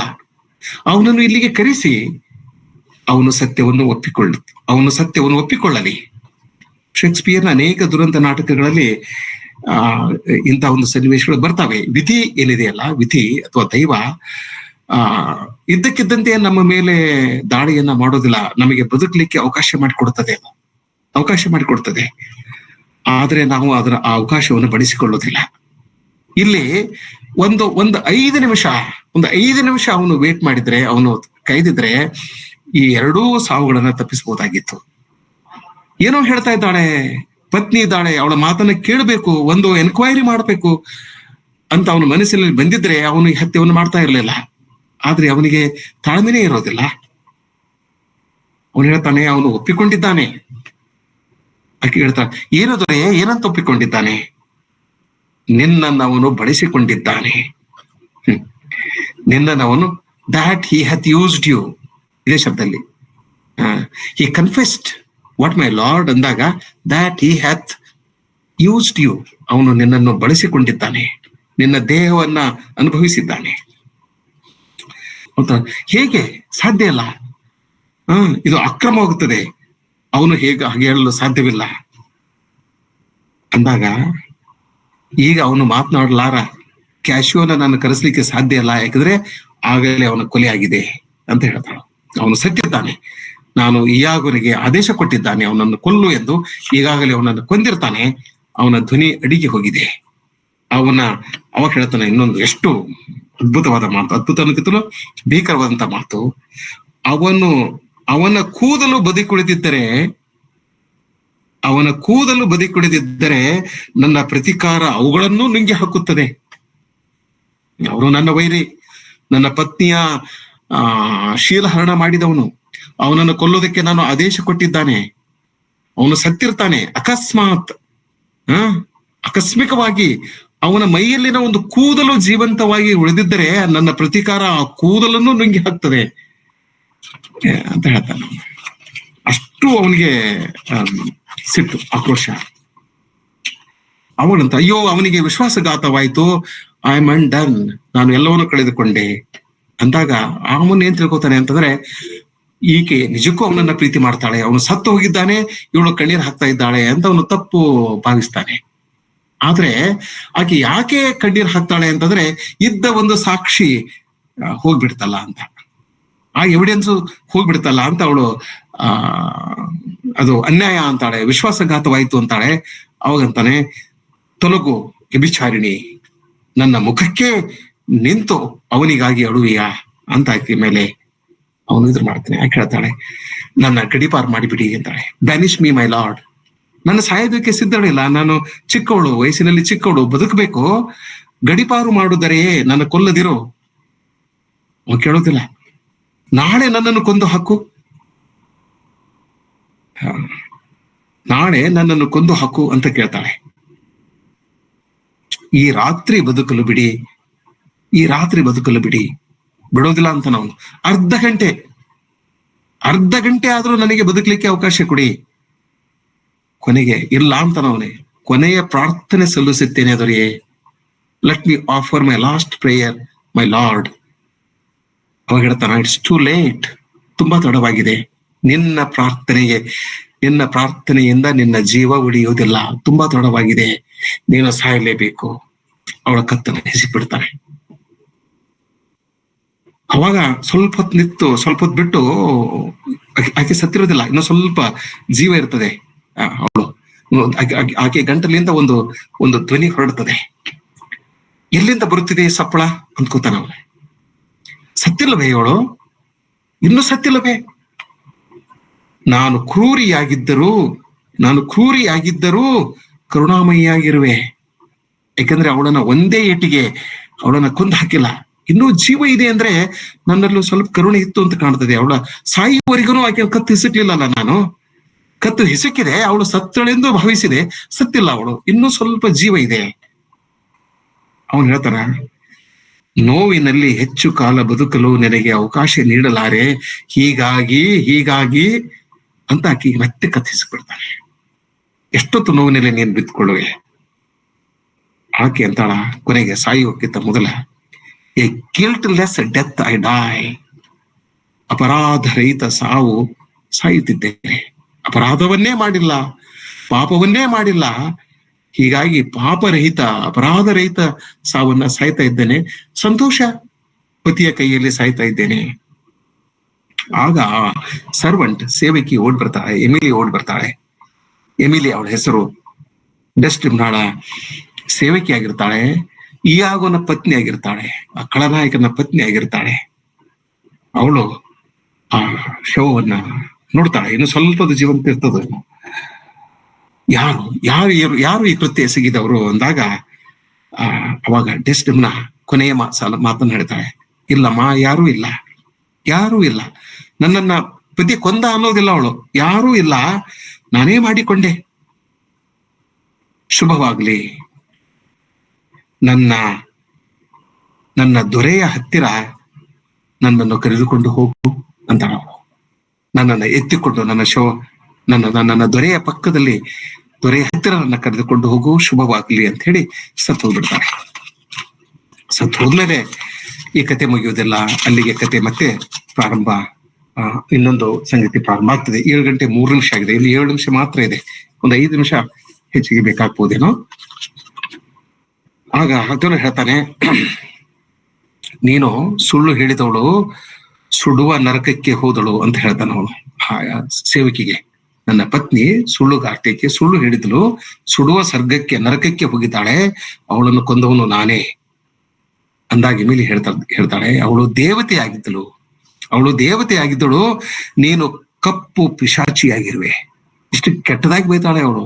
ನನ್ನನ್ನು ಕೊಲ್ತೀಯ ಕೊಲ್ಲು, ನನ್ನನ್ನು ಹಿಂಸಿಸಿದೆಯಾ ಹಿಂಸು, ನಾನೆಲ್ಲವನ್ನೂ ಹೇಳ್ಬಿಡ್ತೇನೆ ಅಂತ ಹೇಳಿ ಅವನನ್ನ ಬಹಳ ಕೆಟ್ಟ ಶಬ್ದಗಳಲ್ಲಿ, ಅವಾಚ್ಯ ಶಬ್ದಗಳಲ್ಲಿ ಬೈದ್ ಹಾಕ್ಬಿಡ್ತಾಳೆ ಸೇವಕಿ. ವಿಚಾರ ಮಾಡೋದೇ ಅಲ್ಲ. ಆಗ ಅಥೆಲೋ ತನ್ನ ಮಾತನ್ನು ಹೇಳ್ತಾನೆ. ಅದು ಇಂಗ್ಲಿಷ್ನಲ್ಲಿದೆ, 2 ನಿಮಿಷದಲ್ಲಿ ಓದ್ಬಿಡ್ತೇನೆ, ಆಮೇಲೆ ಕೆಲವು ಸಂಗತಿಗಳನ್ನು ಹೇಳಿ ನನ್ನ ಮಾತುಗಳನ್ನು ಮುಗಿಸ್ತೇನೆ. Then you must speak. ಅಲ್ಲಿ ಒಂದೊಂದು ಪಾತ್ರ ಬರ್ತದೆ, ಹೆಸರು ಮರ್ತು ಹೋಗಿದೆ. ಅವನಿಗೆ ಹೇಳ್ತಾನೆ, ನನ್ನ ಬಗ್ಗೆ ನೀನು ನನ್ನ ಕಥೆಯನ್ನು ಯಾರಿಗಾದ್ರೂ ಹೇಳುವಾಗ ನೀನು ಹೀಗೆ ಹೇಳಬೇಕು. ಅಥೆಲೋ ಹೇಳ್ತಾನೆ, ಏನ್ ಹೇಳ್ಬೇಕು ಅಂತಂದ್ರೆ, of me that loved not wisely but too well. ತೀವ್ರವಾಗಿ ಪ್ರೀತಿಸಿದವ, ಆದರೆ ಬುದ್ಧಿವಂತಿಕೆಯಿಂದ ಪ್ರೀತಿಸಿದವನಲ್ಲ ಅಂತ ಹೇಳು. Of one not easily jealous but being wrought perplexed in the extreme. ನಾನು ಸ್ವಭಾವತ ದ್ವೇಷವನ್ನ ಮಾಡ್ತಾ ಇರಲಿಲ್ಲ, ಆದ್ರೆ ನನ್ನನ್ನ ಅಂತ ಒಂದು ಪರಿಸ್ಥಿತಿಗೆ ತಳ್ಳಲಾಯಿತು. ಯಾಗೋ ತಳಿದ. But one whose hand, like the base Judean, threw a pearl away rather than all the tribe. ಹೇಳ್ತಾನೆ, ನನ್ನ ಕೈಯಲ್ಲಿ ಒಂದು ಅನರ್ಘ್ಯ ರತ್ನ ಇತ್ತು, ನನ್ನ ಕೈಯಲ್ಲಿ ಒಂದು ದೊಡ್ಡ ಮುತ್ತು ಇತ್ತು, ಪರ್ಲ್ ಇತ್ತು, ಅದನ್ನ ನಾನು ಎಸೆದು ಬಿಟ್ಟೆ, ಕೊಂದು ಹಾಕಿಬಿಟ್ಟೆ ಅವಳ. ಅವಾಗ ಅವ್ನು ಹೇಳ್ತಾನ, ನನ್ನ ಕಣ್ಣೀರು ಕಡೆಗೆ ಬೀಳ್ತಾ ಇದೆ. Drop tears as fast as the Arabian trees, their medicinal gum set you down this ಅಂತ ಹೇಳ್ತಾನೆ. ಈ ಅರಬಿಯಾದಲ್ಲಿ ಕೆಲವು ಗಿಡಗಳಿರ್ತವೆ. ಅರಬಿಯ ಗಿಡಗಳಿಂದ ಒಂದು ಔಷಧಿಯ ಗುಣವುಳ್ಳಂತ ಒಂದು ಗಮ್ ಕೆಳಗಡೆ ಬಿದ್ದು ವೇಸ್ಟ್ ಆಗಿ ಹೋಗ್ತಾ ಇರ್ತದೆ. ಹಾಗೆ ನನ್ನ ಕಣ್ಣೀರು ಅಂತ ಅವನ್ನೆಲ್ಲ ಹೇಳ್ಕೊತಾನೆ. ಕೊನೆಗೆ ಅವನು ಒಂದು ತನ್ನ ಒಂದು ಈ ಡೈಲಾಗದ ಕೊನೆಯ ಸಾಲನ್ನ ನಾವು ನೋಡ್ಬೇಕು. ಒಂದ್ಸಲ ಅವನು ಹೇಳ್ತಾನೆ, ಏನಾಯ್ತು ಅಂತಂದ್ರೆ, ಅಲೆಪ್ಪೋ ಅಂತಕ್ಕಂತ ಒಂದು ಪ್ರದೇಶದಲ್ಲಿ ಒಂದ್ಸಲ ಏನಾಯ್ತು, ಒಬ್ಬ ಟರ್ಕ್ ದೇಶದ ಒಬ್ಬ ಮನುಷ್ಯ ಈ ವೆನಿಸ್ ನಗರದ ಒಬ್ಬ ಪ್ರಜೆಯನ್ನ ಹಿಡಿದು ಪ್ರಜೆಯ ಮೇಲೆ ದಾಳಿ ಮಾಡ್ತಾನೆ. ಇದರ ದಯವಿಟ್ಟು ಕೇಳಿಸ್ಕೊಳ್ಳಿ. ಒಬ್ಬ ಟರ್ಕ್ ವೆನಿಸ್ ನಗರದ ಪ್ರಜೆಯ ಮೇಲೆ ದಾಳಿ ಮಾಡ್ದ. ನಾನು ಅವನ ಕುತ್ತಿಗೆಯನ್ನು ಹಿಡಿದು ನನ್ನ ಹತ್ರ ಎಳೆದುಕೊಂಡೆ. ನಾಯಿ ಕುತ್ತಿಗೆ ಹಿಡಿದು ಅವನು ಎಳೆದು ಏನ್ ಮಾಡಿದೆ ಅಂದ್ರೆ, ನನ್ನ ಕೈಲಿರ್ತಕ್ಕಂತ ಹರಿತವಾದ ಆಯುಧದಿಂದ ಅವನನ್ನ ಹೀಗೆ ಕೊಂದೆ ಅಂತ ಹೇಳ್ಕೊಂಡು ತನ್ನ ಹೊಟ್ಟೆಗೆ, ಎದೆಗೆ ತನ್ನ ಹರಿತವಾದ ಖಡ್ಗದಿಂದ ವೇಗವಾಗಿ ಚುಚ್ಚಿಕೊಂಡ್ಬಿಡ್ತಾನೆ. ಅವನನ್ನು ಹೇಗೆ ಕೊಂದೆ ಅಂದ್ರೆ, ಹೀಗೆ ಕೊಂದೆ ಅಂತ ಹೇಳಿ ತನ್ನನ್ನು ತಾನು ಕೊಂದ್ಕೋತಾನೆ. ಹಿ ಸ್ಟ್ಯಾಬ್ಸ್ ಹಿಮ್ಸೆಲ್ಫ್. ಆಗ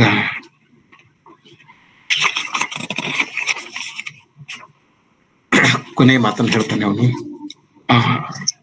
ಅವನ ಮೈಯಿಂದ ರಕ್ತ ಹೋಗ್ತಾ ಇರ್ತದೆ. ಪತ್ನಿಯ ಶವದ ಹತ್ತಿರ ನಿಂತ್ಕೋತಾನೆ. ಶವವನ್ನ ನೋಡ್ತಾನೆ. ನೋಡಿ ಅವನು ತನ್ನ ಕೊನೆಯ ಮಾತನ್ನ ಹೇಳ್ತಾನೆ.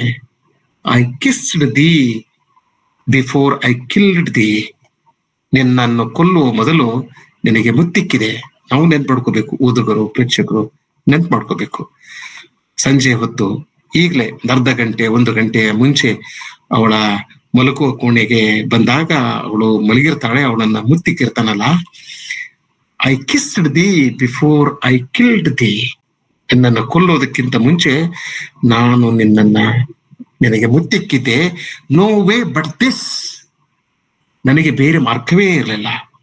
ನನ್ನನ್ನು ನಾನು ಕೊಂದುಕೊಂಡು ಮುತ್ತಿನ ಮೇಲೆ ಬೀಳುವುದು ಬಿಟ್ಟು ನನಗೆ ಬೇರೆ ಮಾರ್ಗವೇ ಇರಲಿಲ್ಲ. I kissed thee before I killed thee. No way but this, killing myself to die upon a kiss. ನಿನ್ನನ್ನು ಕೊಲ್ಲುವ ಮೊದಲು ನಿನಗೆ ಮುತ್ತಿಕ್ಕಿದೆ. ನನ್ನನ್ನು ನಾನು ಕೊಂದುಕೊಂಡು ಮುತ್ತಿನ ಮೇಲೆ ಬೀಳುವುದು ಬಿಟ್ಟು ನನಗೆ ಬೇರೆ ಮಾರ್ಗವೇ ಇರಲಿಲ್ಲ ಅಂತ ಹೇಳಿ ಆ ಶವದ ಮೇಲೆ ಬಿದ್ದು ಸತ್ತು ಹೋಗ್ಬಿಡ್ತಾರೆ. ಸೊ ನಾಟಕದ ಕೊನೆಗೆ ನಾವು ರಂಗಭೂಮಿಯ ಮೇಲೆ 2 ದೊಡ್ಡ ಶವಗಳನ್ನ ಅಂತಂದ್ರ ಭೀಕರ ಶವಗಳನ್ನ ನಾವು ರಂಗಭೂಮಿಯ ಮೇಲೆ ಕಾಣುತ್ತೇವೆ. ಪತಿ ಪತ್ನಿಯರು, ಒಥೆಲೋ ಮತ್ತು ಡೆಸ್ಡೆಮನ್. ಸೊ ಈ ಒಂದು ಇಲ್ಲಿಗೆ ನಾಟಕ ಮುಗಿದು ಹೋಗ್ತದೆ. ಆದ್ರೆ ಹಾಗೆ ನೋಡಿದ್ರೆ ನಾಟಕ ಇಲ್ಲಿಂದಲೇ ಪ್ರಾರಂಭ ಆಗ್ತದೆ. ಪ್ರೇಕ್ಷಕರ ಸಲುವಾಗಿ ನಾಟಕ ಇಲ್ಲಿಂದಲೇ ಪ್ರಾರಂಭವಾಗ್ತದೆ. ಶೇಕ್ಸ್ಪಿಯರ್ ಈ ದೃಶ್ಯದ ಮೂಲಕ, ಈ ನಾಟಕದ ಮೂಲಕ ಪ್ರೀತಿಯ ಮತ್ತು ದ್ವೇಷದ ಅನೇಕ ಆಯಾಮಗಳನ್ನ, ಚೇಹರೆಗಳನ್ನ ನಮಗೆ ಪರಿಚಯಿಸ್ತಾನೆ. ಹೇಗೆ ಮನುಷ್ಯ ತಾನು ಮದುವೆಯಾದ, ತಾನು ಪ್ರೀತಿಸಿದ ವ್ಯಕ್ತಿಯನ್ನೇ ಕೊಲ್ತಾನೆ. ಯಾವ ದೇಹದೊಂದಿಗೆ ಅವನು ಸುಖಿಸಿರುತ್ತಾನೆಯೋ ಆ ದೇಹವನ್ನೇ ಸರ್ವನಾಶ ಮಾಡ್ತಾನೆ. ಯಾವ ಭಾವನೆಗಳೊಂದಿಗೆ ಅವನು ಆಟವಾಡಿರುತ್ತಾನೆಯೋ ಅಥವಾ ಸುಖಿಸಿರುತ್ತಾನೆಯೋ ಆ ಭಾವನೆಗಳನ್ನೇ ಅವನು ಸರ್ವನಾಶ ಮಾಡ್ತಾನೆ. ಯಾವ ಕಣ್ಣುಗಳಲ್ಲಿ ಅಂದವನ್ನ ಕಂಡಿರುತ್ತಾನೆಯೋ, ಯಾವ ಮುಖದಲ್ಲಿ ಸ್ವರ್ಗ ಸುಖವನ್ನ ಕಂಡಿರುತ್ತಾನೆಯೋ ಆ ಮುಖವನ್ನ, ಕಣ್ಣುಗಳನ್ನ, ಕತ್ತನ್ನ ಎಲ್ಲವನ್ನ ಸರ್ವನಾಶ ಮಾಡ್ತಾನೆ. ಆದ್ರೂ ಅಥೆಲೋನಿಗೆ ಒಂದು ಕನಿಕರ ಇದ್ದೇ ಇರ್ತದೆ. ನಿನ್ನ ಮೈಯಿಂದ ರಕ್ತ ಹರಿಯುವುದನ್ನ ನಾನು ನೋಡಲಾರೆ, ಹೀಗಾಗಿ ನಿನಗೆ ನಾನು ಹರಿತವಾದ ಆಯುಧದಿಂದ ಕೊಲ್ಲಲಾರೆ. ಆದ್ರೆ ತಾನು ಸಾಯೋದು ರಕ್ತ ಸುರಿಸಿ. ನೋಡ್ರಿ, ಪತ್ನಿಯ ರಕ್ತವನ್ನು ಸುರಿಸೋದಿಲ್ಲ, ತನ್ನ ರಕ್ತವನ್ನು ಸುರಿಸ್ತಾನೆ. ಅದರ ಮೂಲಕ ಶೇಕ್ಸ್ಪಿಯರ್ ಒಂದು ದೊಡ್ಡ ಸಂದೇಶವನ್ನ ಈ ಜಗತ್ತಿಗೆ ಅಥವಾ ಈ ಜಗತ್ತಿನಲ್ಲಿರ್ತಕ್ಕಂಥ ಪತಿ ಪತ್ನಿಯರಿಗೆ, ಪ್ರೀತಿಸಿದಂತೆ ನಡೆಸುವವರಿಗೆ ಎಲ್ಲರಿಗೂ ಒಂದು ಅದ್ಭುತವಾದ ಪಾಠವನ್ನ ಸಂದೇಶವನ್ನ ಕೊಡ್ತಾನೆ. 1 ಗಂಟೆ ಆಗಿ ಹೋಗಿದೆ. This is an endless presentation. Shakespeare ನಾಟಕದ ಬಗೆಗಿನ ಚರ್ಚೆ, ಮಾತುಗಳು ಮುಗಿಯೋದೇ ಇಲ್ಲ ಅಂತ ಒಂದು ಅದ್ಭುತವಾದಂತ ನಾಟಕವನ್ನ ಅವನು ಸೃಷ್ಟಿ ಮಾಡಿದ್ದಾನೆ. ಆದ್ರೆ ನಮಗೆ ಸಮಯದ ಮಿತಿ ಇದೆ. ವಿಜಯಲಕ್ಷ್ಮಿಯವರು ಕೊಟ್ಟ ಸಮಯ ಆಗಲೇ ಮುಗಿದು ಹೋಗಿದೆ. ಇಲ್ಲಿಗೆ ನಾನು ನನ್ನ ಮಾತುಗಳನ್ನ ಮುಗಿಸ್ತೇನೆ. ನನ್ನ ಮಾತುಗಳನ್ನ ಬಹಳ ಪ್ರೀತಿಯಿಂದ, ಸಮಾಧಾನದಿಂದ, ಶಾಂತಿಯಿಂದ ಕೇಳಿದ ಧಾರವಾಡಕಟ್ಟೆಯ ಬಳಗಕ್ಕೆ ನಾನು ಹೃತ್ಪೂರ್ವಕವಾಗಿ ಅಭಿನಂದಿಸಿ ನನ್ನ ಮಾತುಗಳನ್ನು ಮುಗಿಸ್ತೇನೆ. ಎಲ್ಲರಿಗೂ ನಮಸ್ಕಾರ. ಡೆಸ್ಟಿಮೋನ ಬಗ್ಗೆ ಒಂದು ದೃಷ್ಟಾಂತ ಹೇಳ್ತೀನಿ ಅಂದ್ರಿ ಸರ್. ಹಾ, ಒಂದ್ 2 ನಿಮಿಷದಲ್ಲಿ ಹೇಳ್ತೇನೆ. ಇದು ನಿಜವಾದ ಘಟನೆ. ಇದು 17ನೇ ಶತಮಾನದಲ್ಲಿ ಲಂಡನ್ ನಗರದಲ್ಲಿ ಒಬ್ಬ ಮಹಿಳೆ ಸಾಯುವ ಸಮಯ, she was on death bed, ಮೃತ್ಯುಶಯ್ಯಲ್ಲಿ ಅವಳು ಇರ್ತಾಳೆ. ಒಬ್ಬ ಪಾದ್ರಿಯನ್ನ ಅವರು ಕರೆಸ್ಕೊತಾರೆ. ಮಹಿಳೆ ಸಾಯ್ತಾ ಇದ್ದಾಳೆ, ಒಬ್ಬ ಪಾದ್ರಿಯನ್ನ ಮನೆಯವರು ಕರೆಸ್ಕೊಳ್ತಾರೆ. ಆ ಪಾದ್ರಿಯ ಸಾಯ್ತಾ ಇರೋ ಮಹಿಳೆಯ ಪಕ್ಕದಲ್ಲಿ ಕುಳಿತುಕೊಂಡು ಒಂದು ಪ್ರಶ್ನೆಯನ್ನ ಮಾಡ್ತಾನೆ, ಅಮ್ಮ ನಿನ್ನ ಕೊನೆಯ ಆಸೆ ಏನು ಅಂತ. ಆಗ ಅವಳು ಏನ್ ಹೇಳ್ತಾಳೆ ಅಂದ್ರೆ, ನನಗೆ ರಂಗಭೂಮಿಯ ಮೇಲೆ ಮತ್ತೊಂದು ಸಲ ಡೆಸ್ಡೆಮೊನಾ ನೋಡ್ಬೇಕು ಅಂತಾಳೆ. I would like to see Desdemona on the stage once again. ಸಾಯುವುಕ್ಕಿಂತ ಮೊದಲು ನಾನು ಅವಳನ್ನ ನೋಡ್ಬೇಕು ಅಂತ. ಅಷ್ಟು ಸುಂದರವಾದ, ಅದ್ಭುತವಾದ ಪಾತ್ರ ಡೆಸ್ಡೆಮೊನಾದ್ದು. ಹೀಗೆ ಅಂದ್ರೆ ಇಡೀ ಒಂದು ಜನಾಂಗದ ಮೇಲೆ ಪ್ರಭಾವ ಬೀರಿದಂತ ಒಂದು ಪಾತ್ರ. ಇದನ್ನೇ ನಾನು ನಿಮಗೆ ನೆನಪು ಮಾಡೋದಿದ್ದೆ. ಧನ್ಯವಾದಗಳು ನಿಮಗೆ. ಥ್ಯಾಂಕ್ ಯು ಸರ್, ಬಹಳ ಚೆನ್ನಾಗಿದೆ ಸರ್. ಸರ್ ಧನ್ಯವಾದಗಳು ಸರ್. ಈಗ ಚರ್ಚೆಗೆ ಅವಕಾಶ ಇದೆ. ಅದು ಪ್ರಶ್ನೆಗಳಿದ್ರೆ ದಯವಿಟ್ಟು ತಮ್ಮ ಆಡಿಯೋನ ಅನ್ಮ್ಯೂಟ್ ಮಾಡ್ಕೊಂಡು ನೇರವಾಗಿ ತಮ್ಮ ಪ್ರಶ್ನೆಗಳನ್ನ ಸರ್ಗೆ ಕೇಳ್ಬೋದು. ನಮಸ್ಕಾರ ಸರ್, ಬಹಳ ಚೆನ್ನಾಗಿದೆ. ಎಷ್ಟು ಚೆನ್ನಾಗಿತ್ತು ಹಂಗೆ ಹೇಳಕ್ ಆಗೋದಿಲ್ಲ. ಅದು ಶೇಕ್ಸ್ಪಿಯರ್ ಡ್ರಾಮಾ ಹೆಂಗಿತ್ತು ಅಂದ್ರೆ ಶೇಕ್ಸ್ಪಿಯರ್ ಡ್ರಾಮಾ ಇದ್ದಂಗಿತ್ತು ಅಂತ ನೀವು ಉಪನ್ಯಾಸ. ಅದಕ್ಕೆ ಅವನು ಶೇಕ್ಸ್ಪಿಯರ್ ಅಂತ ಮಾರ್ವಲೆಸ್ ಮೈಂಡ್ ನೋಡಿ ಸರ್. ಅವ್ರಿಗೆ ವಿಮರ್ಶಕ ಹೇಳ್ತಾನಲ್ಲ, Shakespeare drops a handkerchief and creates a tragedy. ಅದೇನು ಮಾಡ್ಲೇ ಇಲ್ಲ ಒಂದು. Drops a handkerchief and creates a tragedy ಅಂತ ಒಂದೇ ಒಂದು ರೂಮಾಲು. ಅದು ಕಥಾವಸ್ತು, ಸಂಚು ಎಷ್ಟೋ ಅವನೆಲ್ಲ ಈ ಖರ್ಚೀಪ್ ಇಲ್ಲಿಂದ ತಗೋದು ಅಲ್ಲಿಗೆ ಹಾಕಿಸ್ತಾನೆ ಅವನಿಗೆ. ಯಾಗೋ ಅದನ್ನ ಕ್ಯಾಶಿಯೋ ಕೈಲಿ ಇದ್ದಾಗ ತೆಲುಗು ತೋರಿಸ್ತಾನೆ, ಹೇಳ್ತಾನೆ. ಆ ಸೆಂಟೆನ್ಸ್ ನನಗೆ ಈಗಲೂ ನೆನಪಿದೆ. 68ರಲ್ಲಿ ಇತ್ತು ನಮಗೆ BSc ಓದ್ಬೇಕಾರೆ. ಐ ಲೈಕ್ ನಾಟ್ ದಟ್ ಅಂತ. ಅದು ಇವಾಗ್ಲೂ ನೆನಪಿದೆ ಸರ್. ಅದು ಬಹಳ ಚೆನ್ನಾಗಿ ಇದು ಮಾಡಿ ಸರ್. ಸರ್ ನನಗೊಂದು ಇದು, ಎಮಿಲಿ ಕೊನೆಗೆ ಹೇಳ್ತಾಳ ಸತ್ಯನ ಅಂತ ಒತ್ತಲ್ಲೋಗೆ. ಹೇಳ್ತಾಳ. ಅದು ಗೊತ್ತಾಗ್ಬೇಕಲ್ಲ ಒತ್ತಲ್ಲೋಗೆ. ಹೌದೌದು ಹೇಳ್ತಾಳ, ಸ್ಪಷ್ಟವಾಗಿ ಹೇಳ್ತಾಳಕಿ. ಎಲ್ಲ ಹೇಳ್ತಾಳಕಿಗೆ. ಆ ಖರ್ಚಿಪಲ್ಲ, ಅದು ನನಗೆ ಸಿಕ್ಕಿತು, ನಾನು ನನ್ನ ದುಷ್ಟ ಗಂಡನಿಗೆ ಕೊಟ್ಟೆ, ಅವನೇನೋ ಇದ್ರ ಜೊತೆ ಆಟ ಆಡಿದಾನೆ ಅಂತ ಅದನ್ನೆಲ್ಲ ಹೇಳ್ತಾಳಕಿ. ಹೇಳಿದ್ಮೇಲೆ ಅವನಿಗೆ ಕನ್ವಿನ್ಸ್ ಆಗ್ತದೆ, ಇಲ್ಲ ನಾನು I have unjustly murdered my wife ಅಂತ ಅವನಿಗೆ ಕನ್ವಿನ್ಸ್ ಆಗಿ ಹೋಗ್ಬಿಡ್ತದೆ. ಎಷ್ಟು ಪ್ರೀತಿಸ್ತಿದ್ದ ಅದು ಮತ್ತೆ ದ್ವೇಷ. ನಮ್ಮ ಹತ್ರ ಒಂದು ಮಾತು ಹೇಳ್ತಾರೆ, ಅಮೃತ ಹೆಚ್ಚಾದ್ರೆ ವಿಷ ಆಗ್ಬಿಡ್ತಂತೆ. ಅವನ ದೃಷ್ಟಿಯಲ್ಲಿ ಹಾಗಾಗ್ಬಿಡುದು. ಅಷ್ಟು ಪ್ರೀತಿ ಅವನು ತನ್ನ ಡೆಸ್ಟಿಮೋನಾ ಇನ್ನೊಬ್ಬರ ಜೊತೆಗೆ ಅನ್ನೋದು ಕಲ್ಪನೆನೇ ಮಾಡ್ಕೊಳಕ್ ಆಗೋದಿಲ್ಲ ಅವನಿಗೆ. ಆ ಸ್ಥಿತಿಗೆ ಬಂದು ಕೊಂದಾಕ್ಬಿಟ್ಟಾನು. ಹೌದು. ವಿಶ್ವಾಸಘಾತ ಮಾಡಿದ್ದು ಅವಳಲ್ಲ. ಹೌದು. ವಿಶ್ವಾಸ ದ್ರೋಹ ಮಾಡಿದ್ದು ಅವಳಲ್ಲ. ಸರಿ ಸರ್. ತಾಳ್ಮೆನೇ ಇಲ್ಲಲ್ಲ ಅವನಿಗೆ. ಒಂದು ನಿಮಿಷ ವೇಟ್ ಮಾಡಿದ್ದು ಸಾಕು. ಶೇಕ್ಸ್ಪಿಯರ್ ನೋಡ್ರಿ, ಎಲ್ಲಾ ನಾಟಕಗಳಲ್ಲಿ ಇಂಥ ಸನ್ನಿವೇಶಗಳು ಇರ್ತವೆ. ಮನುಷ್ಯ ನಾವು ಕೂಡ ಯಾವಾಗ ದುರಂತಕ್ಕೀಡಾಗ್ತೇವೆ ಅಂದ್ರೆ, ನಾವು ಒಂದು ಸಿಟ್ಟು ಬಂದಾಗ ನಾವು ಏನೋ ಒಂದು ಕೆಟ್ಟ ಕೆಲಸ ಮಾಡ್ಬಿಡ್ತೇವೆ. ಒಂದು ಕ್ಷಣ ಸಬರ್ ಅಂತಾರದು. ಸಿಟ್ಟು ಬಂದಾಗ ಸಮಾಧಾನವಾಗ್ಬೇಕು. ಹಾಗಾಗೋದಿಲ್ಲ. ನಾವೆಲ್ಲ ಮನುಷ್ಯರಲ್ಲ. ಸಿಟ್ಟು ಬಂದಾಗ ನಾವು ಅದನ್ನ ಹೊರಗಾಕ್ಬಿಡ್ತೇವೆ. ಅದು ದುರಂತಕ್ಕೆ ಈಡಾಗ್ತದೆ. Thank you sir. ಸರ್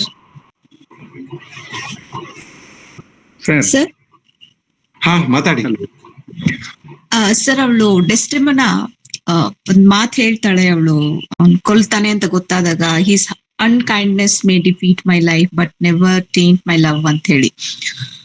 ಅಂದ್ರೆ ಅವನ ಅನ್ಕೈಂಡ್ನೆಸ್ ನೇಚರ್ ಏನಿದೆಯಲ್ಲ, ನನ್ನ ಲೈಫ್ ನ ತಗೋಬಹುದು. ಬಟ್ ನನ್ನ ಪ್ರೀತಿನ ಅವನಿಗೋಸ್ಕರ ನಾನೇನ್ ಇದನ್ ಮಾಡಿದೀನಿ, ಅದು ನನ್ನ ಇದನ್ ಮಾಡಕ್ ಆಗೋದಿಲ್ಲ ಅಂತ. ಅವಾಗ್ಲಾದ್ರೂ ಅವನಿಗೆ ಇವಳು ತಪ್ಪು ಮಾಡಿಲ್ಲ ಅಂತ ಕನ್ವಿನ್ಸ್ ಆಗ್ಬೋದಿತ್ತಲ್ಲ, ಅದು ಯಾಕೆ ಆಗ್ಲಿಲ್ಲ ಅವನಿಗೆ? ನಿಮ್ಮ ಪಾಯಿಂಟ್ ಆಫ್ ವ್ಯೂ ಇಂದ. ಮತ್ತೆ ಈ ಒಥೇಲೋನ ನೀವು ಒಂದ್ ಕಡೆ ಒಂದಿಷ್ಟು ಜನ ಅವನ ಟ್ರಾಜಿಕ್ ಹೀರೋ ಅಂತ ಕರೀತಾರೆ, ನೋಬಲ್ ಹೀರೋ ಅಂತಾರೆ, ಇನ್ನೊಂದ್ ಕಡೆ ಮರ್ಡರರ್, ತಪ್ಪು ಮಾಡ್ದ ಅಂತಾರೆ. ನಿಮ್ಮ ಪಾಯಿಂಟ್ ಆಫ್ ವ್ಯೂ ಇಂದ ಒಥೇಲೋನ ಹೇಗ್ ನೋಡ್ತೀರಾ ಸರ್? ಇಲ್ಲ, ಈಗ ಈ ನಾಟಕದ ಶಿಲ್ಪದಲ್ಲಿ ಈ ಹತ್ಯೆ ಆಗ್ಲೇಬೇಕಾಗಿದೆ. ಅದು ವಿಧಿ ನಿಯಮ, ಆಮೇಲೆ ಅದು ನಾಟಕದ ನಿಯಮ ಕೂಡ ಹೌದು. ವಿಧಿ ನಿಯಮ ಮತ್ತು ನಾಟಕದ ನಿಯಮ. ಹೀಗಾಗಿ ಅವಳನ್ನ ಬದುಕಿಸ್ಲಿಕ್ಕೆ ಸಾಧ್ಯನೇ ಇಲ್ಲ. ಅವಳು ಸಾಯಲೇಬೇಕು. ಅವಳ ಸಾವು ನಮ್ಮ ಮನಸ್ಸಿನ ಮೇಲೆ ಗಾಢವಾದ ಪರಿಣಾಮ ಬೀರ್ತದೆ. ಅವಳು ಸಾಯಬಾರ್ದಾಗಿತ್ತು ಅಂತ ನಮಗೆ ಅನಿಸ್ತದೆ, ಆದ್ರೆ ಹರ್ ಡೆತ್ ವಾಸ್ ಎ ನೆಸೆಸಿಟಿ. ಹೀಗಾಗಿ ಅವನಿಗೆ ಅವನಿಗೆ ತಾಳ್ಮೆ ಬರೋದಿಲ್ಲ. ಅವನಿಗೆ ಈಗ ಅರ್ಧ ಗಂಟೆ ನಂತರ ಅವನ ಮನಸ್ಸು ಪರಿವರ್ತನೆ ಆಯ್ತಲ್ಲ, ಮುಂಚೆನೆ ಮನಸ್ಸು ಪರಿವರ್ತನೆ ಆಗ್ಬೋದಾಗಿತ್ತು.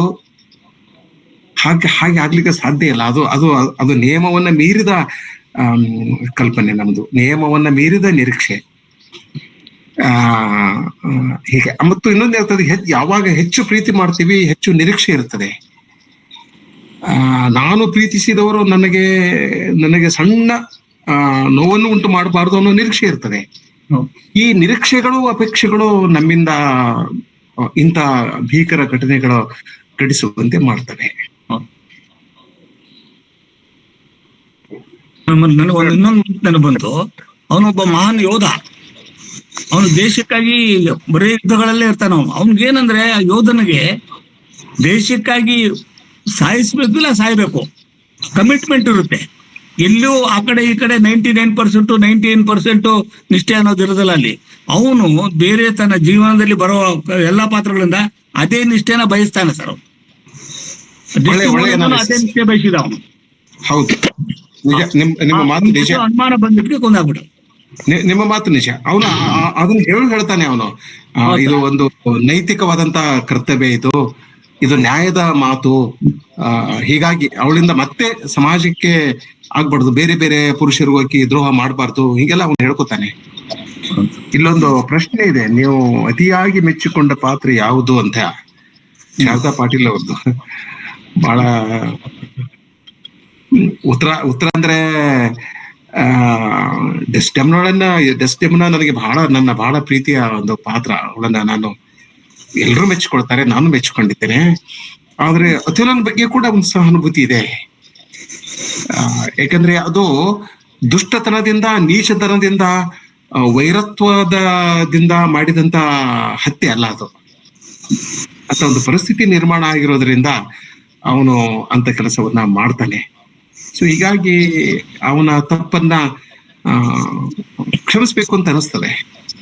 ಮತ್ತು ಅವನು ತನ್ನನ್ನ ತಾನು ಆತ್ಮಹತ್ಯೆ ಮಾಡ್ಕೋತಾನಲ್ಲ, ಜೀವಹತ್ಯೆ ಮಾಡ್ಕೊಡ್ತಾನೆ. ಸೊ ಹೀಗಾಗಿ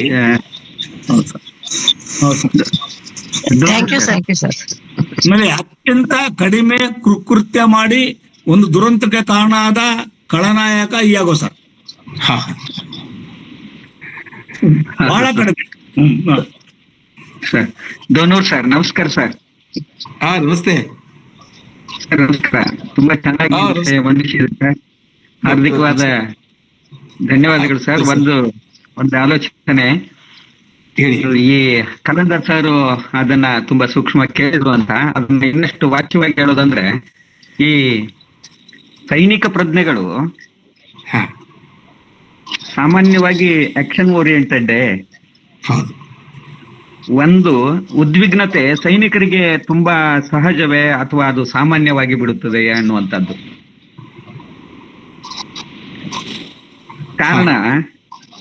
ಕಾರಣ ಸಂಶಯ, ಸಂದೇಹ ಮನಸ್ಸಿನ ಅಸ್ಥಿರ ಅಥವಾ ವ್ಯವಧಾನವಿಲ್ಲದ ಆತುರದ ಸ್ಥಿತಿಯನ್ನ ನಿರ್ಮಾಣ ಮಾಡ್ತವೆ. ಆದ್ರೆ ಈ ಸೈನಿಕ ಪ್ರಜ್ಞೆಗಳು ಬಹುಶಃ ನಮ್ಮನ್ನ ಹೇಗೆ ಇದೊಂದು ಜೀವನ ವಿಧಾನವಾಗಿ ರೂಪಿಸಿಬಿಟ್ಟಾವೆ ಅನ್ನೋ ಹಾಗೆ ಈ ಸೈನಿಕ ಪ್ರಜ್ಞೆಗಳು ಉದ್ವಿಗ್ನತೆಯನ್ನು ಕೂಡ ಸಹಜವಾಗಿ ಜೀವನದ ಒಂದು ಭಾಗವಾಗಿ ತೆಗೆದುಕೊಳ್ತಾ ಇದ್ದಾವೇನೋ ಅನ್ನುವ ಹಿನ್ನೆಲೆಯೊಳಗೆ ಈ ದುರಂತದ ಬಹುಶಃ ಎಲ್ಲೋ ಒಂದು ಇದು ಇದೆ ಅಂತ, ಬೀಜ ಇದೆ ಅಂತ ಅನಿಸ್ತದೆ. ಒಂದು ಕಡೆಯಿಂದ ಪ್ರೀತಿ, ಕರುಣೆ, ಮಾನವೀಯತೆ ಇವುಗಳ ಮುಖಾಮುಖಿಯಾಗಿ ಕುಟಿಲತೆ, ಕುಪ್ರಿತತೆ, ಕ್ರೂರತೆ ಇವೆಲ್ಲವನ್ನ ಮುಖಾಮುಖಿಗೊಳಿಸುವಂತ ಈ ಸ್ಥಿತಿ ಇದೆಯಲ್ಲ, ಈ ಸ್ಥಿತಿಗೆ ಕಾರಣವಾಗುವ ಮನಸ್ಸಿನ ಅಸ್ಥಿರತೆ ಮತ್ತು ವ್ಯವಧಾನವಿಲ್ಲದ ಸ್ಥಿತಿ, ಇದನ್ನು ತುಂಬಾ ಚೆನ್ನಾಗಿ ಹೇಳಿದಿರಿ.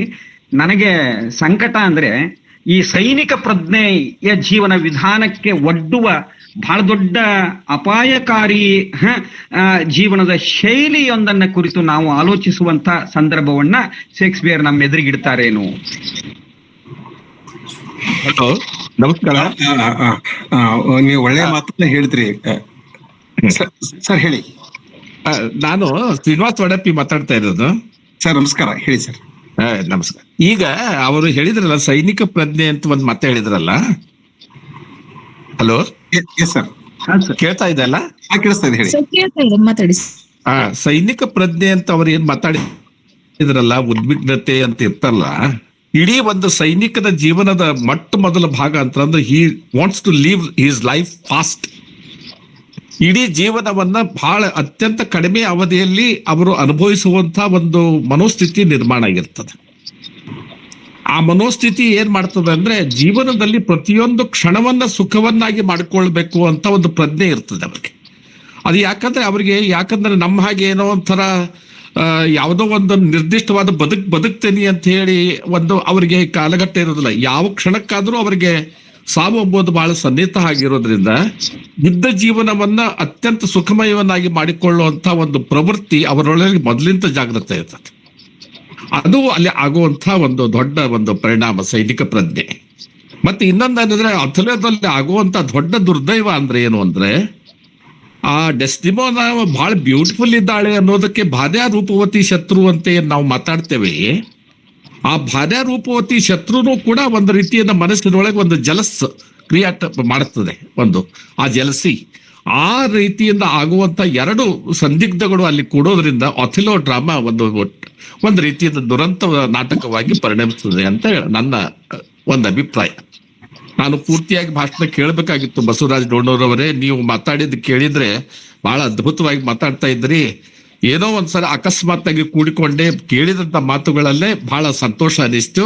ಅದಕ್ಕಾಗಿ ತಮಗೆ ಧನ್ಯವಾದಗಳನ್ನು ಹೇಳಿ ತಾವು ಮುಂದೆ ಅದಕ್ಕೆ ಉತ್ತರ ಕೊಡ್ಬೋದು ಅಂತ ನಿರೀಕ್ಷೆಯಲ್ಲಿದ್ದೇನೆ. ನಾನು ನಿಮ್ಮಿಬ್ಬರ ಮಾತುಗಳನ್ನ, ಅಭಿಪ್ರಾಯಗಳನ್ನ ಒಪ್ಕೊಳ್ತೇನೆ. ಸರ್, ಇದಕ್ಕೆ ಪೂರಕವಾಗಿ ಇನ್ನೊಂದು ಒಂದೇ ಒಂದು ಮಾತು. ಈ ಅತಿಯಾದ ಪ್ರೀತಿಗೆ ಸಾವು ಒಂದೇ ಕೊನೆ ಅಂದ್ರೆ ಒಂದು ಕನ್ನಡದಲ್ಲಿ ಕೂಡ ಇಂಥದ್ದೇ ಒಂದು ಕಥೆ ಬಂದ್ಬಿಡ್ತದೆ. ಆದ್ರೆ ಅದರ ಸ್ವರೂಪ, ಅದರ ಹಿನ್ನೆಲೆ ಇರುವಂತಹ ಅದರ ಥೀಮ್ ಬೇರೆ ಇದೆ. ಕೆರೆಗಹಾರ ಅಂತ ಇದೆ ಅಲ್ಲ, ಅದು ಕೆರೆಗಹಾರ.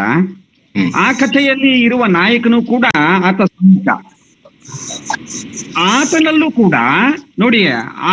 ಕೂಡ ವ್ಯವಧಾನವಿಲ್ಲ. ಹೆಂಡತಿ ತೀರಿಕೊಂಡಳು ಕೆರೆಗೆ ಹಾರಿ ಅನ್ನೋದಷ್ಟೇ ಸಾಕು.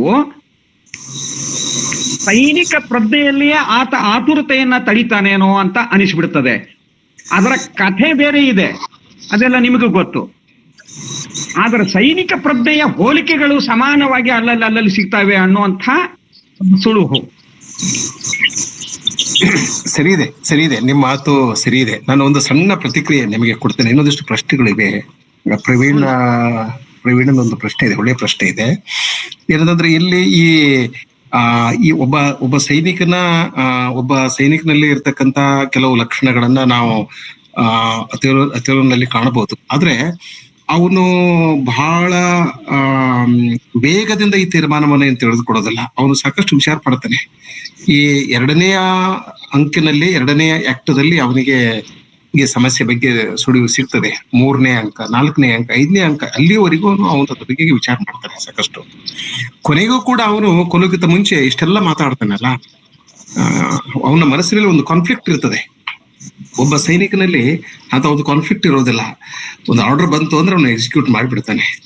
ಆದ್ರೆ ಅತಿಲೋ ಹಾಗಲ್ಲ. ಅತಿಲೋ ಒಬ್ಬ ದುರಂತ ನಾಯಕ ಆಗಿರೋದ್ರಿಂದ ನಲ್ಲಿ what is right, what is wrong, ಈ ಸತ್ಯಾಸತ್ಯತೆಯ ಬಗ್ಗೆ ಒಂದು ಜಿಜ್ಞಾಸೆ ಮೂಡ್ತದೆ ಮತ್ತು ಅವನ ಮನಸ್ಸಿನಲ್ಲಿ ಒಂದು ಆಂತರಿಕ ಸಂಘರ್ಷ ಉಂಟಾಗ್ತದೆ. ಹೀಗಾಗಿ ಅವನು ಒಂದು ತೀರ್ಮಾನಕ್ಕೆ ಬರ್ತಾನೆ, ರಕ್ತ ಚೆಲ್ಲುವುದಿಲ್ಲ, ದೇಹಕ್ಕೆ ಗಾಯವನ್ನ ಮಾಡೋದಿಲ್ಲ. ಈ ಒಂದು ಶಿಸ್ತು ಇದೆಯಲ್ಲ, ಇದು ಅದನ್ನು ಮೀರಿದ್ದದು, ಬಹಳ ಮಾನವೀಯವಾದದ್ದು ಇದು. ನಾನು ಪ್ರೀತಿ ಮಾಡಿದ ದೇಹದಿಂದ ಹೇಗೆ ರಕ್ತ ಚೆಲ್ಲೋದು, ಆ ದೇಹಕ್ಕೆ ಗಾಯ ಹೇಗೆ ಮಾಡೋದು ಅಂತ ಅವನು ತಲೆದಿಂಬಿನಿಂದ ಅವನನ್ನ ಇದನ್ನ ಮಾಡ್ತಾನೆ. ಅದು ಒಂದು ಮತ್ತೆ ನಮಸ್ಕಾರ ಸರ್.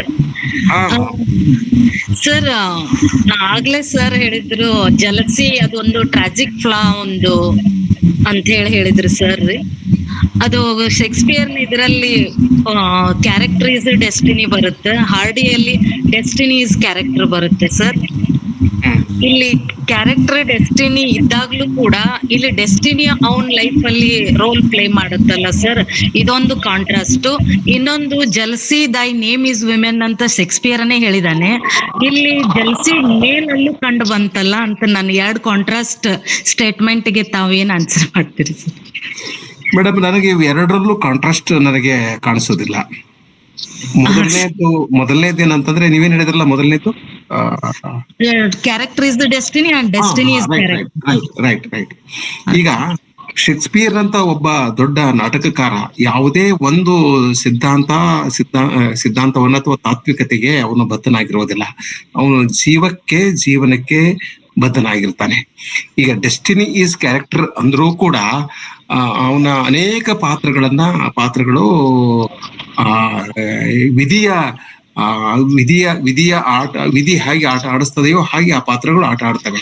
ಈ ಹ್ಯಾಮ್ಲೆಟ್ ನಾಟಕದಲ್ಲೂ ಕೂಡ ಅಂತ ಒಂದು ಚರ್ಚೆ ಬರ್ತದೆ. ಇದು ಒಂದು. ಹೀಗಾಗಿ ನಾವು destiny is character is destiny ಅನ್ನೋದು ನಮ್ಮ ಅಸೆಸ್ಮೆಂಟ್. ಅದು ಶೇಕ್ಸ್ಪಿಯರ್ ಎಲ್ಲೂ ಯಾವುದೋ ಒಂದು ನಾಟಕದಲ್ಲಿ ಇಲ್ಲೂ ಹಾಗೆ ಹೇಳಿಲ್ಲ. ಅವನು ಒಂದ್ ಕಡೆ ಹೊರೇಶೋ ಹೇಳ್ತಾನಲ್ಲ, there are things in heaven and earth than are dreamt in your philosophy ಅಂತ ಹೇಳ್ತಾನ ಅವನು. ಅಂದ್ರೆ ನಿನ್ನ ತತ್ವಜ್ಞಾನದಲ್ಲಿ ನಿನಗೆ ಏನು ಕಾಣ್ತದಲ್ಲ ಅದಕ್ಕೆ ಮೀರಿದ ಸಂಗತಿಗಳು ಕೂಡ ಈ ಜಗತ್ತಿನಲ್ಲಿ ನಿಸರ್ಗದಲ್ಲಿ ನಡೀತಾ ಇರ್ತವೆ ಅಂತ ಅವನು ಹೇಳ್ತಾನೆ. ಇದು ಒಂದು. ಎರಡನೇದು, ಫ್ರೈಲಿಟಿ ದೈ ನೇಮ್ ಈಸ್ ವುಮನ್ ಅನ್ನೋದು ಅದು ಶೇಕ್ಸ್ಪಿಯರ್ನ ತಾತ್ವಿಕತೆ ಅಲ್ಲ, ಅಥವಾ ಶೇಕ್ಸ್ಪಿಯರ್ ಬಲವಾಗಿ ನಂಬಿದ ಸಿದ್ಧಾಂತ ಅಲ್ಲ. ಅವನು ಒಬ್ಬ ದೊಡ್ಡ ಕಲಾವಿದ, ಒಬ್ಬ ದೊಡ್ಡ ಪ್ರತಿಭಾವಂತ ಲೇಖಕ. ಹೀಗಾಗಿ ಮಹಿಳೆಯರು ಮತ್ತು ಪುರುಷರನ್ನ ನಾವು ಹೇಗೆ ಇವತ್ತು ಒಂದು ಎರಡು ಧ್ರುವಗಳಾಗಿ, ಎರಡು ಅಪೋಸಿಟ್ ಇದಾಗಿ ನೋಡ್ತಾ ಇದ್ದೇವಲ್ಲ, ಹಾಗ ಅವನೇನು ನೋಡಿಲ್ಲ. ಅವನಿಗೆ ಮನುಷ್ಯ ಸ್ವಭಾವದಲ್ಲಿ ಅವನಿಗೆ ವಿಶ್ವಾಸ ಇತ್ತು. ಕೆಲವು ಸಂದರ್ಭದಲ್ಲಿ ಮಹಿಳೆ ಹಾಗೆ ಅನಿಸ್ತಾಳೆ, ಇನ್ನು ಕೆಲವು ಸಂದರ್ಭದಲ್ಲಿ ಪುರುಷ ಹಾಗೆ ಅನಿಸ್ತಾನೆ. ಹೀಗಾಗಿ ಶೇಕ್ಸ್ಪಿಯರ್ನನ್ನ ಕೆಲವರು ಮಹಿಳಾ ವಿರೋಧಿ ಲೇಖಕ ಆಗಿ ಓದ್ತಾ ಇರ್ತಾರೆ, ಪುರುಷ ಪರವಾಗಿ ಅಂತೆಲ್ಲ ಓದ್ತಾ ಇರ್ತಾರೆ. ಇವ್ಯಾವು ಸರಿಯಾದ ಕ್ರಮಗಳು ಅಲ್ಲ. ಇದನ್ನೆಲ್ಲ ಮೀರಿದವನು ಶೇಕ್ಸ್ಪಿಯರ್, ಇದನ್ನೆಲ್ಲ ಮೀರಿದವನು ಕಾಳಿದಾಸ, ಇದನ್ನೆಲ್ಲ ಮೀರಿದವನು ವಾಲ್ಮೀಕಿ, ಇವರೆಲ್ಲ ಕುವೆಂಪು, ಬೇಂದ್ರೆ ಇಂಥ ಲೇಖಕ. ಇದು ನನ್ನ ಅಭಿಪ್ರಾಯ. Thank you sir. ಹಲೋ, ನಮಸ್ಕಾರ ಸರ್. ಸರ್ ನಮಸ್ತೆ, ಮಾತಾಡಿ. ವಿಟಿ ಪೂಜಾರ್ ಅಂತೇಳಿ ಬಾದಾಮಿಂದ ಮಾತಾಡೋದು ಸರ್. ಸರ್ ಮಾತಾಡಿ ಪೂಜಾರ್ ಸರ್. ಇಲ್ಲೇ ಓಥೆಲೋನ ನೀವು 2 ಅಧ್ಯಾಯಗಳನ್ನ 2 ಅಂಕಗಳನ್ನ ಹೇಳಿದ್ರಲ್ಲ. ಶೇಕ್ಸ್ಪಿಯರ್ ಪ್ರಕಾರ ಓಥೆಲೋ ಪ್ರೀತಿಯ ಒಂದು ಮುಖವನ್ನು ತೋರಿಸಿದ್ರೆ ಡೆಸ್ಟಿಮೊನಾದ ಮತ್ತೊಂದು ಮುಖ ತೋರಿಸ್ತಾನ್ರಲ್ಲಿ. ಓಥೆಲೋ ಫಿಸಿಕಲ್ ಓರಿಯೆಂಟೆಡ್ ಪ್ರೀತಿಯನ್ನು ತೋರಿಸಿದ್ರೆ ಡೆಸ್ಟಿಮೊನಾ ಸ್ಪಿರಿಚುವಲ್ ಓರಿಯೆಂಟೆಡ್ ಪ್ರೀತಿಗೆ ಪ್ರತಿನಿಧಿ ಆಗ್ತಾಳ. ಇವನು ನಾನು ನಿನ್ನ ದೇಹದಿಂದ ರಕ್ತನ ಹೊರಸೂಸುವುದಿಲ್ಲ ಅಂತೇಳಿ ಹೇಳುವ ಹಿನ್ನೆಲೆ ಒಳಗ ಅವನು ಡೆಸ್ಟಿಮೊನಾ ದೇಹವನ್ನ ಪ್ರೀತಿಸ್ತಾ ಇದ್ದಾನೆ. ಒಬ್ಬ ಸೈನಿಕ ಪತ್ನಿ ಹಿನ್ನೆಲೆ ಒಳಗೆ ನಾನು ಇದನ್ನ ಮಾತಾಡ್ತೀನಿ. ಇದು ದೈಹಿಕವಾಗಿರುತ್ತೆ ಪ್ರೀತಿ, ಆದ್ರೆ ಡೆಸ್ಟಿಮೊನಾಳದು ಕೇವಲ ದೈಹಿಕ ಅಲ್ಲ, ಅದೊಂದು ಸ್ಪಿರಿಚುವಲ್ ಪ್ರೀತಿ ಇರುತ್ತೆ. ಹೀಗಾಗಿ ಇದು ದುರಂತ ಅಂತೇಳಿ ನನ್ಗೆ ಅನಿಸ್ತದೆ. ತಮ್ಮ ಅಭಿಪ್ರಾಯನ ಹೇಳಿ ಸರ್. ನನಗೆ ಅಥೇಲೋನ ಪ್ರೀತಿ ಕೇವಲ ದೇಹಕ್ಕೆ ಸೀಮಿತವಾದದ್ದು ದೇಹವನ್ನ ಮೀರುವ ಸಾಮರ್ಥ್ಯ ಅವನಿಗಿಲ್ಲ ಅಂತ ನನಗೆ ನಂಬೋದು ಅಂದುಕೊಳ್ಳೋದು ಬಹಳ ಕಷ್ಟ. ಈ ನಾಟಕದ ಕೊನೆಯ 2 ದೃಶ್ಯಗಳಲ್ಲಿ ಅಥವಾ ಕೊನೆಯ ಒಂದು ದೃಶ್ಯದಲ್ಲಿ, 2ನೇ ದೃಶ್ಯದಲ್ಲಿ ನಮಗೆ ಅನೇಕ ಸಂದರ್ಭಗಳು, ಸಂಗತಿಗಳು ನಮ್ಮ ಗಮನಕ್ಕೆ ಬರ್ತವೆ. ಅದನ್ನ ಮೀರಿದ ಒಂದು ಪ್ರೀತಿ ಕೂಡ ಅವನಿಗೆ ಸಾಧ್ಯ ಇತ್ತು ಅನ್ನೋದು ಒಥೆಲೋನಿಗೆ. ಹೀಗಾಗಿ ಅವನು ನಾನು ರಕ್ತ ಚೆಲ್ಲಲಾರೆ, ನಾನು ನಿನ್ನ ಹಿಮಕ್ಕಿಂತ ಬೆಳಗಿರುವ ನಿನ್ನ ದೇಹಕ್ಕೆ ಗಾಯವನ್ನ ಉಂಟು ಮಾಡಲಾರೆ ಅನ್ನೋದೇನಿದೆಯಲ್ಲ, ಅದು ದೇಹವನ್ನ ಮೀರಿದ ಪ್ರೀತಿ ಕೂಡ. ಮತ್ತೆ ಅವನು ಮತ್ತೊಂದು ಕಡೆ ಅಲ್ಲೇ ಮುಂದುವರೆದು ಹೇಳ್ತಾನೆ ಅವನು, ನಾನು ಈ ಮೊಂಬತ್ತಿಯನ್ನ ಆರಿಸಿದರೆ ಅದಕ್ಕೆ ಮರುಜೀವವನ್ನು ಕೊಡಬಹುದು, ಆದ್ರೆ ನಿನ್ನ ಚೈತನ್ಯವನ್ನ ನಾನು ತೆಗೆದುಕೊಂಡ್ರೆ ಅದಕ್ಕೆ ಮರುಜೀವ ಕೊಡ್ಲಿಕ್ಕೆ ಸಾಧ್ಯ ಇಲ್ಲ.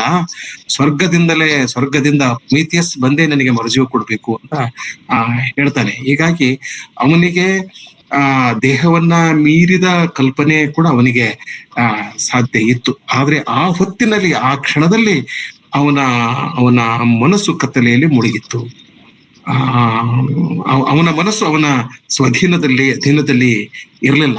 ಯಾಕಂದ್ರೆ ಇಯಾಗೋ ಅವನ ಮೇಲೆ ಪ್ರಭಾವ ಬೀರಿದ್ದ. ಎಷ್ಟು ಪ್ರಭಾವ ಬೀರಿದ್ದ ಅಂತಂದ್ರೆ ಅವನ ಕಣ್ಣಿನ ಮೂಲಕ ಅವನ ಪತ್ನಿಯನ್ನ ನೋಡಿದ. ಇದು ಅವನ ತಪ್ಪು. ಯಾವುದೇ ಒಬ್ಬ ಪತಿ ಬೇರೆಯವರ ಮೂಲಕ ತನ್ನ ಪತ್ನಿಯನ್ನ ನೋಡಬಾರ್ದು, ಯಾರ ಮೂಲಕೂ ತನ್ನ ಪತ್ನಿಯನ್ನ ನೋಡಬಾರ್ದು. ಇಡೀ ಜಗತ್ತೇ ನಿನ್ನ ಪತ್ನಿ ಹೀಗಂದ್ರೂ ಕೂಡ, ಅವನು ನಿಜವಾದ ಪತಿಯಾಗಿದ್ರು ಕೂಡ ಅದನ್ನ ಹಾಗೆ ನೋಡ್ಬಾರ್ದು. ಆದ್ರೆ ಅವನಿಗೆ ಆ ಶಕ್ತಿ ಇರೋದಿಲ್ಲ. This how I look at it. ಆದ್ರೆ ನೀವು ಹೇಳಿದ ಹಾಗೆ ಅವಳ ಪ್ರೀತಿ ಬಹಳ ಸೂಕ್ಷ್ಮವಾಗಿತ್ತು, ಡೆಸ್ಡೆಮೊನಾಳ ಪ್ರೀತಿ ಬಹಳ ಸೂಕ್ಷ್ಮವಾಗಿತ್ತು ಅನ್ನೋದು ಮಾತ್ರ ಸರಿಯಾದ ಮಾತು ನೀವು ಹೇಳಿದ್ದು. ನಾನು ಒಪ್ಕೊಳ್ತೇನೆ ಅದನ್ನ. ಬಹಳ ಸೂಕ್ಷ್ಮವಾಗಿತ್ತು, ಬಹಳ ಆಳವಾಗಿತ್ತು. ಅದಕ್ಕಾಗಿನೇ ಅವಳು ಗಂಡನನ್ನು ತೋಷಿಸುದಿಲ್ಲ. ಒಂದು ಕಪಾಳ ಹೊಡೆದ್ಬಿಟ್ರೆ ಹೆಂಡತಿ ಈಗ ಬಾಗಿಲಿಗೆ ರಸ್ತೆಗೆ ಬಂದು ಹೇಳ್ತಾಳೆ, ನನ್ನ ಗಂಡ ಹೊಡೆದ ಅಂತ ತಿಳ್ಕೊಂಡು ಚೀರಾಡಿ ಹೇಳಿ ಪೊಲೀಸ್ ಸ್ಟೇಷನ್ ಕಂಪ್ಲೇಂಟ್ ಕೊಡ್ತಾಳೆ. ನಾವು ನೋಡ್ತಿರ್ತೀವಿ. ಅದ್ರ ಅರ್ಥ ಗಂಡ ಹೊಡೆದ್ರೆ ಹೆಂಡತಿ ಹೊಡೆಸ್ಕೋಬೇಕು ಅಂತಲ್ಲ, ದಯವಿಟ್ಟು ಯಾರು ತಪ್ಪು ತಿಳ್ಕೊಬಾರ್ದು.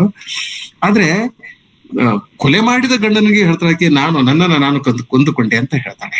ಸೊ ಅವಳಿಗೆ ಮತ್ತು ಅದು ಆ ಕಾಲದ ನಾಟಕ ಇರೋದ್ರಿಂದ ಅದನ್ನ ಕೂಡ ನಾವು ಗಮನದಲ್ಲಿ ಇಟ್ಕೋಬೇಕು.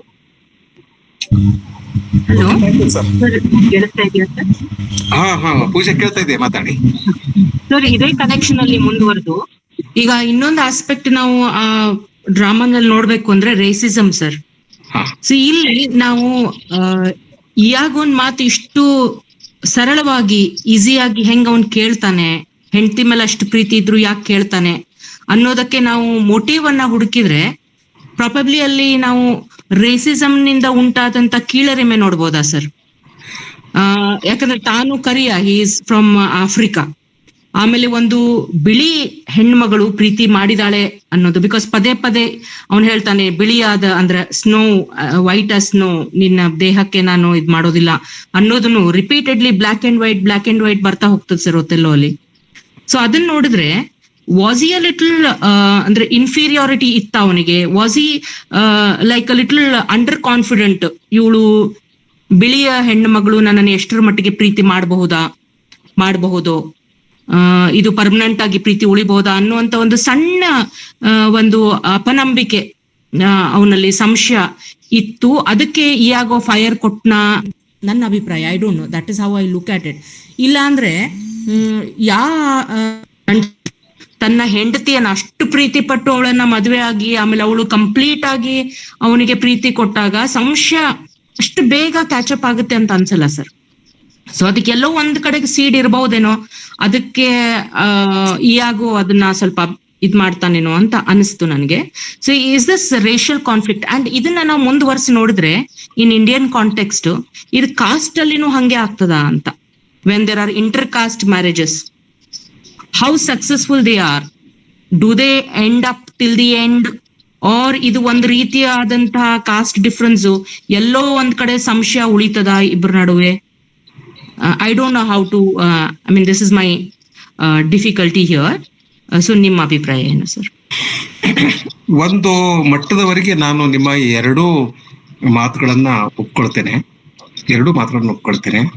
ಯಾಕಂದ್ರೆ ಪ್ರೀತಿಸಿ ಮದುವೆ ಆದವರು ವಿವಾಹ ವಿಚ್ಛೇದನ ಪಡಿಬಾರ್ದು, ಅವರ ನಡುವೆ ಅಪನಂಬಿಕೆ ಬರಬಾರ್ದು, ಅಥವಾ ಅವರು ಪರಸ್ಪರ ಕೊಲೆ ಮಾಡುವ ಹಂತಕ್ಕೆ ತಲುಪಬಾರದು. ಹಾಗೆ ಆಗ್ತದೆ ಅಂತಂದ್ರೆ ಇಂಥ ಒಂದು ಕಾರಣ ಇರಬಹುದೇ ಅಂತಕ್ಕಂಥ ಸಂದೇಹ ಬರೋದು ಸಹಜ, ಇರಬಹುದು. ಹೀಗಾಗಿ ಒಂದು ಮಟ್ಟದವರೆಗೆ ನಾನು ನಿಮ್ಮ ಎರಡು ಅನಾಲಿಸಿಸ್ಗಳನ್ನ ಒಪ್ಕೊಳ್ತೇನೆ.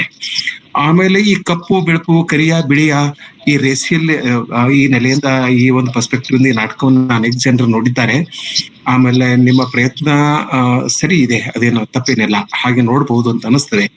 ಇಲ್ಲೂ ಕೂಡ ಹಾಗೆ ಯಾರು ಎಮಿಲಿ ಕೂಡ ಅಂತಾಳೆ, ಏನಂತಾಳೆ ಅಂದ್ರೆ ಅವಳು ದೇವತೆ ಆಗಿದ್ದಳು, she was an angel and your black devil ಅಂತ ಅವನಿಗೆ ಬೈತಾಳೆ. ಏನು ಕಪ್ಪು ಪಿಶಾಚಿ ಅಂತ ಬೈತಾಳೆ ಅವನಿಗೆ.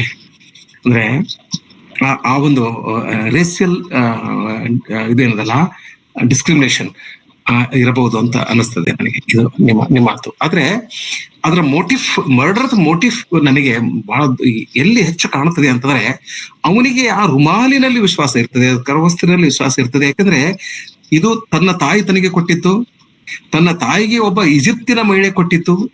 ಆ ಈಜಿಪ್ತಿನ ಮಹಿಳೆಯ ಬಳಿ ಒಂದು ದೊಡ್ಡ ಮಾಂತ್ರಿಕ ಶಕ್ತಿ ಇತ್ತು.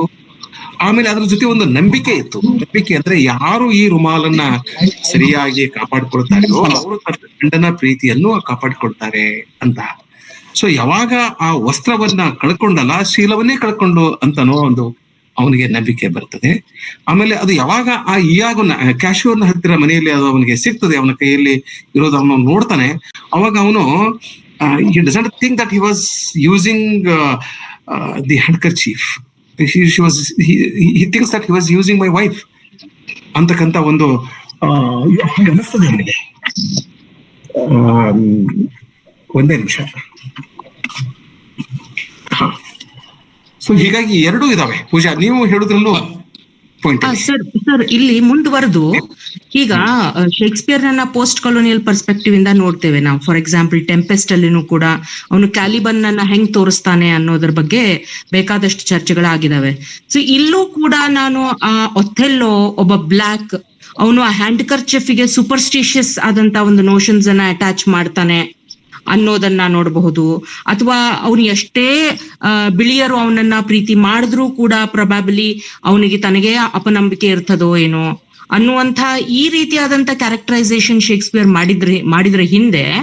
So Shakespeare also was very Eurocentric, ಅಥವಾ ಅವನಿಗೂ ಆ ತರ ಓರಿಯೆಂಟಲ್ ಬಗ್ಗೆ, ಆಕ್ಸಿಡೆಂಟ್ ಓರಿಯೆಂಟ್ ಬಗ್ಗೆ ಅವನಿಗೆ ಡೈಲೆಮಾ ಇತ್ತ? couldn't he also overcome this difference and picture humanity? ಈ ಪ್ರಶ್ನೆಗಳು ಹೇಳ್ತವೆ ಸರ್ ಇಲ್ಲಿ.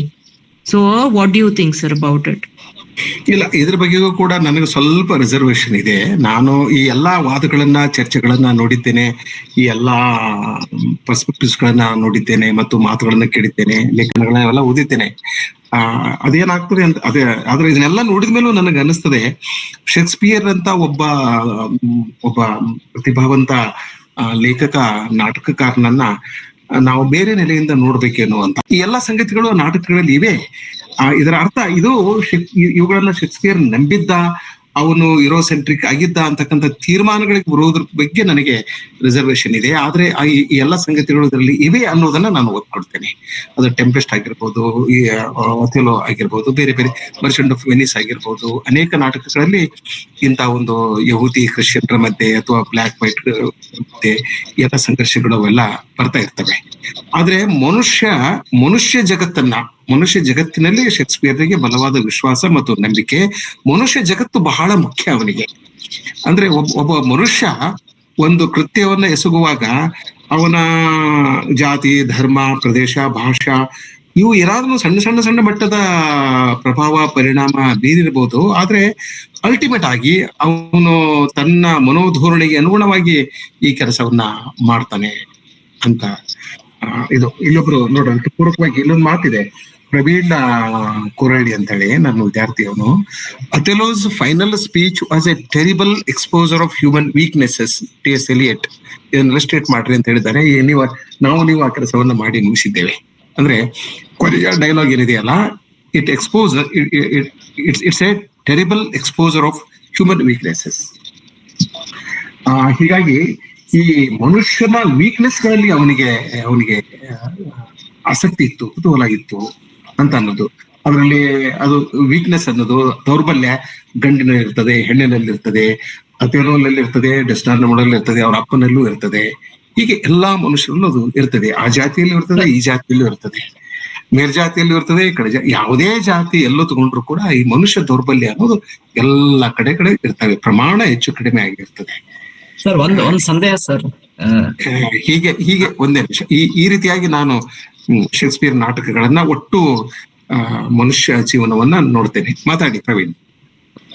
S sir, thank you sir. Sir, ನನಗೆ ಅನಿಸ್ತದೆ ಈ ಇಯಾಗೋ ಮತ್ತೆ ಕ್ಯಾರೆಕ್ಟರ್ ಅನ್ನ ನೋಡ್ತಾ ಹೋದಾಗ, ಪ್ರಪಂಚ ಇವತ್ತಿನ ಸಮಾಜ ನೋಡ್ತಾ ಹೋದಾಗ ಸರ್, ನಾವು ಯಾವಾಗ್ಲೂ ಶೇಕ್ಸ್ಪಿಯರ್ ಸಾರ್ವತ್ರಿಕತೆ ಬಗ್ಗೆ ಮಾತಾಡ್ತಾ ಇರ್ತೇವೆ, ಸಾರ್ವತ್ರಿಕ ಗುಣಗಳನ್ನ ಇಟ್ಕೊಂಡು ಬರದ್ರ ಅಂತ ಹೇಳಿ. ಈ ಪ್ರಪಂಚದೊಳಗ ಈ ಇಯಾಗೋ ಕ್ಯಾರೆಕ್ಟರ್ ಇಂದ ಹೆಂಗ್ ಹೊರಗೆ ಬರೋದು ಸರ್? ಆಕ್ಚುಲಿ ಅವ್ರು ಅಷ್ಟು ಮಟ್ಟಿಗೆ ಇನ್ಫ್ಲೂಯೆನ್ಸ್ ಮಾಡಿಬಿಡ್ತಾರ ನಮ್ಗೆ ಅಂತ. ಅಂದ್ರೆ ಇಯಾಗೋ ಕ್ಯಾರೆಕ್ಟರ್ ನಮ್ ಜೊತೆನೆ ಇರ್ತಾರೆ, ಅವ್ರ ನಾವು ನಂಬಿರ್ತೇವೆ, ಅವರು ನಮ್ ಜೊತೆಗೆ ಹೋಗ್ತಾ ಇರ್ತಾರೆ, ಅವ್ರ ಬಗ್ಗೆ ನಮಗೆ ಬಹಳಷ್ಟು ನಂಬಿಕೆ ಇರ್ತದೆ. ಆದ್ರೆ ಅಂತ ಕ್ಯಾರೆಕ್ಟರ್ ನಮ್ಗೆ ಯಾವ ಮಟ್ಟಿಗೆ ಇನ್ಫ್ಲೂಯೆನ್ಸ್ ಮಾಡ್ತಾರಂದ್ರೆ, ನಾವು ಅತ್ಯಂತ ಪ್ರೀತಿಸಿದವರನ್ನೇ ನಾವು ಕೊಲ್ಲು ಮಟ್ಟಿಗೆ ಹೋಗ್ತಾ ಇದ್ದೇವೆ. ನಾವು ಯಾರ ಜೋಡಿ ಫ್ರೆಂಡ್ಸ್ ಅನ್ಕೊಂಡಿರ್ತೇವೆ ಅವರನ್ನೇ ನಾವು ದುಶ್ಮನಾಗಿ ನೋಡ್ತಾ ಇದ್ದೇವೆ. ಇದು ಯಾಕೆ ಹಿಂಗ್ ಆಗ್ಲಿಕ್ಕತ್ತದ ಅಂತ ನನ್ನ ಕ್ವಶನ್ ಸರ್. ಅದಕ್ಕೆ ಉತ್ತರ ಶೇಕ್ಸ್ಪಿಯರ್ ಈ ನಾಟಕದಲ್ಲಿ ಕೊಟ್ಟಿದ್ದ ಅವ್ರಿಗೆ. ನಾನು ಏನಂದ್ರೆ, ಯು ಶುಡ್ ಲವ್ ವೈಸ್ಲಿ ಅಂತ. ನಾವೆಲ್ಲ we should learn to love wisely ಅಂತ ಅಷ್ಟೇನೆ.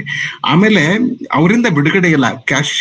ಕಾಸ್ಕಾನಿಂದ, ಕ್ಯಾಶಿಯಸ್ನಿಂದ, ಪ್ಲೂಟಸ್ನಿಂದ, ಇಯಾಗೋನಿಂದ ಯಾರಿಗೂ ಬಿಡುಗಡೆ ಇಲ್ಲ. ಜೀವನದಲ್ಲಿ ಇಂಥವರೆಲ್ಲ ಬರ್ತಾ ಇರ್ತಾರೆ. ಅವರು ಎಲ್ಲಾ ವೇಷಗಳು ತೊಟ್ಟು ಬರ್ತಾರೆ. ಅವರು ಗಂಡು ವೇಷ, ಹೆಣ್ಣು ವೇಷ, ಸ್ತ್ರೀಲಿಂಗಿ ವೇಷ, ಸ್ನೇಹಿತನ ವೇಷ, ಸ್ನೇಹಿತೆಯ ವೇಷ, ಎಲ್ಲಾ ವೇಷಗಳಲ್ಲೂ ಅವರು ಕಾಣಿಸ್ಕೊಡ್ತಾ ಇರ್ತಾರೆ. ಈಗ ಯಾರಿಗೂ ಇದರಿಂದ ಬಿಡುಗಡೆ ಇಲ್ಲ. ನೀವು ಎಷ್ಟೇ ಜಾಣರಾಗಿರಿ, ಎಷ್ಟೇ ಆಗಿರಿ, ಜೀವನದಲ್ಲಿ ಒಂದಲ್ಲ ಒಂದು ಘಟ್ಟದಲ್ಲಿ, ಸಂದರ್ಭದಲ್ಲಿ ನೀವು ಇಂಥ ಪಿಶಾಚಿಗಳಿಗೆ ಬಲಿಯಾಗ್ಬೇಕಾಗ್ತದೆ. ಪುಟ್ಟು ಕುಲಕರ್ಣಿ ಅವರು ಆಗ್ಲಿಂದ ವೇಟ್ ಮಾಡ್ತಾ ಇದ್ರು, ಏನೋ ಒಂದು ಹೇಳ್ತಾ ಇದ್ರು. ಅಡ್ಡಿಲ್ಲ. ನಂದಿದು ಅಂತಂದ್ರೆ, ಇದು ನಿಮ್ಮ ನಾಟಕದ ರಚನೆ ಮತ್ತು ಪಾತ್ರ ಪೋಷಣೆಗೆ ನಾಮಕರಣ ಏನಾಗ್ತದಲ್ಲ, ಅದು ಎಷ್ಟೊಂದು ಸೂಕ್ತವಾಗಿ ಶೇಕ್ಸ್ಪಿಯರ್ ಆಯ್ಕೆ ಮಾಡ್ತಾನೆ ಅಂತಂದ್ರೆ, ಡೆಸ್ಪಿಟೋನ ಅನ್ನೋದು ಗ್ರೀಕ್ ಶಬ್ದ. ಅದರೊಳಗೆ ಇಲ್ ಫೇಟೆಡ್ ಅಥವಾ ಅನ್ಲಕ್ಕಿ ಅಂತಾನೆ ಗ್ರೀಕ್ ಶಬ್ದ ಇದೆ. ಅಂದ್ರೆ ಅವಳು ಹುಟ್ಟ ದುರ್ದೈವಿ, ನಂಬರ್ 1. ಎರಡನೇದು, ಸ್ವತಃ ಅವಳ ತಂದೆ ಶಿ ಎಲೋಪ್ಸ್ ವಿತ್ ಒಥೆಲ್ಲೋ, ಅಂದ್ರೆ ಓಡ್ ಹೋಗಿರ್ತಾಳೆ. ಅಂದ್ರೆ ತಂದೆಗೆ ಅದು ಮನಸ್ಸು ಇರೋದಿಲ್ಲ. ಅವ ತಂದೆದೇ ಒಂದ್ ಸಾಲು ಬರುತ್ತೆ ನೋಡಿ, ಚಾಪ್ಟರ್ 1 ಬರ್ತದೆ. Look to her Moor if thou hast eyes to see, she hath deceived her father and may thee. ಅಂದ್ರೆ ಬೀಜ, ಅವ್ರ ತಂದೆನೇ ಬೀಜ ಬಿತ್ತಿಬಿಟ್ಟಿದ್ದಾನೆ ಅವನ ಮನಸ್ಸಿನೊಳಗೆ. ಮತ್ತೆ ಈ ಪಾತ್ರ ಪೋಷಣೆಗೆ ಇರ್ತಕ್ಕಂಥ ಒಂದು ಪ್ರತಿಯೊಂದು ಪಾತ್ರಕ್ಕೆ ಇರ್ತಕ್ಕಂಥ ನಾಮಕರಣ ಏನಿದೆಯಲ್ಲ, ನಾಮಕರಣೆಯನ್ನು ಅತ್ಯಂತ ಆ ಹೆಸರಿಗೆ ತಕ್ಕಂತೆ ಇಡೀ ಪಾತ್ರವನ್ನು ಪೋಷಣೆ ಮಾಡಿಕೊಂಡು, ಆಮೇಲೆ ಅವಳು ಇಲ್ ಫೇಟೆಡ್, ಹುಟ್ಟಿದ್ದ ದುರ್ದೈವಿ ಅವಳು. ಅಂದ್ರೆ ಎಂತ ಅವಳು ಪರಿಶುದ್ಧಳಾಗಿದ್ರು ಸಹಿತ ಅವಳು ಜೀವನ ಇದೇ ರೀತಿ ದುರಂತಮಯವಾಗಲೇಬೇಕು ಅನ್ನೋದು ಶಬ್ದದೊಳಗೆ ಅದು ಬರ್ತದೆ. ಅದು ಹೀಗಾಗಿ ಆ ಡೆಸ್ಪೋಟವನ್ನ ಹೆಸರು ಕೊಟ್ಟುಕೊಂಡು ಆ ಪಾತ್ರಕ್ಕೆ ಅವಳು ಏನಾದ್ರು ಕಮಿಟಿ ಮಾಡಿದ್ರೆ ಅಥವಾ ಸುಖಾಂತ ಮಾಡಿದ್ದಪ್ಪ ಅಂತಂದ್ರೆ ಆ ಪಾತ್ರಕ್ಕೆ ಧಕ್ಕೆ ಬರ್ತಿತ್ತು. ಹೀಗಾಗಿ ಇಲ್ಲಿ ತಂದೆನೇ ಅವನಲ್ಲಿ ಮನಸ್ಸಿನೊಳಗೆ ಬೀಜ ಬಿತ್ತಿಬಿಟ್ಟಿದ್ದಾನೆ ಇವಳ ಬಗ್ಗೆ. ಅವ ಓಡಿ ಹೋಗಿದ್ರು ಸಹಿತ ಎಲೋಪ್ಸ್ ಅಂತಾನೆ ಬರುತ್ತೆ ನೋಡಿ, ಓಡಿ ಹೋಗಿದಾರ ಅಂತ ಅನ್ಕೊಂಡು ಏನ್ ಹೇಳ್ತಾರಲ್ಲ, ರ್ಯಾನ್ ಅವೇ ಅಂತ ಬರ್ಸಂಗಿಲ್ಲ. ಎಲೋಪ್ಸ್ ಅವರು ಕರ್ಕೊಂಡು ಓಡಿ ಹೋಗೋದಕ್ಕೆ, ಆ ಓಡದ ತಂದೆಗೆ ಮನಸ್ಸು ಇರೋದಿಲ್ಲ ಇವನು ಚಂಡ ಮದುವೆ ಮಾಡ್ಲಿಕ್ಕೆ. ಹಾಗಾಗಿ ಅವನ ತಂದೆನೇ ಮೂಲ ಬೀಜ ಬಿದ್ದು ಬಿಡ್ತಾನೆ. 1ನೇ ಚಾಪ್ಟರ್ನೊಳಗೆ ಆ ಮಾತು ಬರ್ತಿದೆ. ಹೀಗಾಗಿ ಆ ಇದನ್ನ ಸಹಿತ ತನ್ನ ಇದ್ರೊಳಗೆ ಅದನ್ನ ಹಚ್ಚಿಕೊಂಡ್ರು ಸಹಿತ ನಡೆದ ಘಟನೆಗಳೇನಿದಲ್ಲ, ಪಾತ್ರ ಪೋಷಣೆಗಾಗಿ ಅವಳನ್ನ ಕೊಲ್ಲೋ ಸಂದರ್ಭ ಬಂತು, ಅಥವಾ ಇದು ನಿಯತಿನೋ ಕಾಸ್ಮಿಕ್ ಲಾನೋ ಅಥವಾ ಮನುಷ್ಯನಿಗೂ ಮೀರಿದಂತ ಒಂದು ಘಟನೆಗಳ ಸೂತ್ರವನ್ನ ಎಷ್ಟು ವ್ಯವಸ್ಥೆಶೀರ್ ಪ್ರೆಸೆಂಟ್ ಮಾಡಿದ್ದಾರೆ. ಅಂದ್ರೆ ಪಾತ್ರಕ್ಕೆ ತಕ್ಕಂತೆ ಹೆಸರುಗಳು, ಆ ಹೆಸರಿನ ಮೂಲಕ್ಕೆ ತಕ್ಕಂತೆ ಬದುಕಿನ ಚಿತ್ರಣಗಳು, ಇವೆಲ್ಲವನ್ನು ಪೋಷಣೆ ಮಾಡೋದೇನಿದಲ್ಲ, ಆ ಹಿನ್ನೆಲೆ ಒಳಗೆ ನಾವು ಡೆಸ್ಪೋಟೋನನ್ನ ಮತ್ತು ಒಥೆಲ್ಲೋನನ್ನ ಕಾಣಬಹುದು ಅಂತ. ಸರಿ ಇದೆ, ನಿಮ್ಮ ಅನಾಲಿಸಿಸ್ ಸರಿ ಇದೆ. ಈ ಎಲ್ಲಾ ಸಂಗತಿಗಳನ್ನ ನಾವು ದೃಷ್ಟಿಲಿ ಇಟ್ಕೊಂಡೇ ಈ ನಾಟಕವನ್ನ ಮತ್ತು ನಾಟಕದ ಪಾತ್ರಗಳನ್ನ ನೋಡ್ಬೇಕು. ನಾನು ಆಗ್ಲೇ ಹೇಳಿದ್ನಲ್ಲ, ಅದು ವಿಧಿ ನಿಯಮ, ಅದು ನಾಟಕದ ನಿಯಮ, ಎರಡೂ ಕೂಡ. ಹೀಗಾಗಿ ಅವಳು ಸಾಯಲೇಬೇಕಾಗ್ತದೆ. ಅವಳು ಸತ್ತ ಮೇಲೆ ಅವನು ಸಾಯಲೇಬೇಕಾಗ್ತದೆ. ಅದು ಕೂಡ ಅದು ಆ ನಿಯಮದ ಒಂದು ಭಾಗನೇ ಅದು. ಯಾಕಂದ್ರೆ ಅವನಿಗೆ ಅವಳನ್ನ ಕೊಂದ ಮೇಲೆ ಅವನು ಅವನು ಅವನು ಅವನು ಬದುಕಿರ್ಬೇಕಾದ ಅಗತ್ಯವೇ ಇರೋದಿಲ್ಲ, ಅಲ್ಲಿಗೆ ಮುಗಿದು ಹೋಗ್ಬಿಡ್ತು, ಅವನ ಜೀವನನೇ ಮುಗಿದು ಹೋಗ್ಬಿಡ್ತು. ಯಾಕಂದ್ರೆ ಅವನ ಜೀವನ ಅಂದ್ರೆ ಅವನ ಪತ್ನಿ, ಡೆಸ್ಡೆಮೋನಾ ವಾಸ್ ಹಿಸ್ ಲೈಫ್. ಈಗಷ್ಟೇ ಒಳಗೆ ನೋಡಿದೆ ಅಂದ್ರೆ ಪಾತ್ರ ಪೋಷಣೆ ಮತ್ತು ಹೆಸರುಗಳನ್ನ ಆಯ್ಕೆ ಮಾಡ್ತಾನಲ್ಲ ಶೇಕ್ಸ್ಪಿಯರ್, ಪ್ರತಿಯೊಂದು ಪಾತ್ರದ ಪೋಷಣೆಗೆ ತಕ್ಕಂತ ಹೆಸರನ್ನು ಇಡ್ತಾನೆ. ಅದ್ರ ತಕ್ಕಂತೆ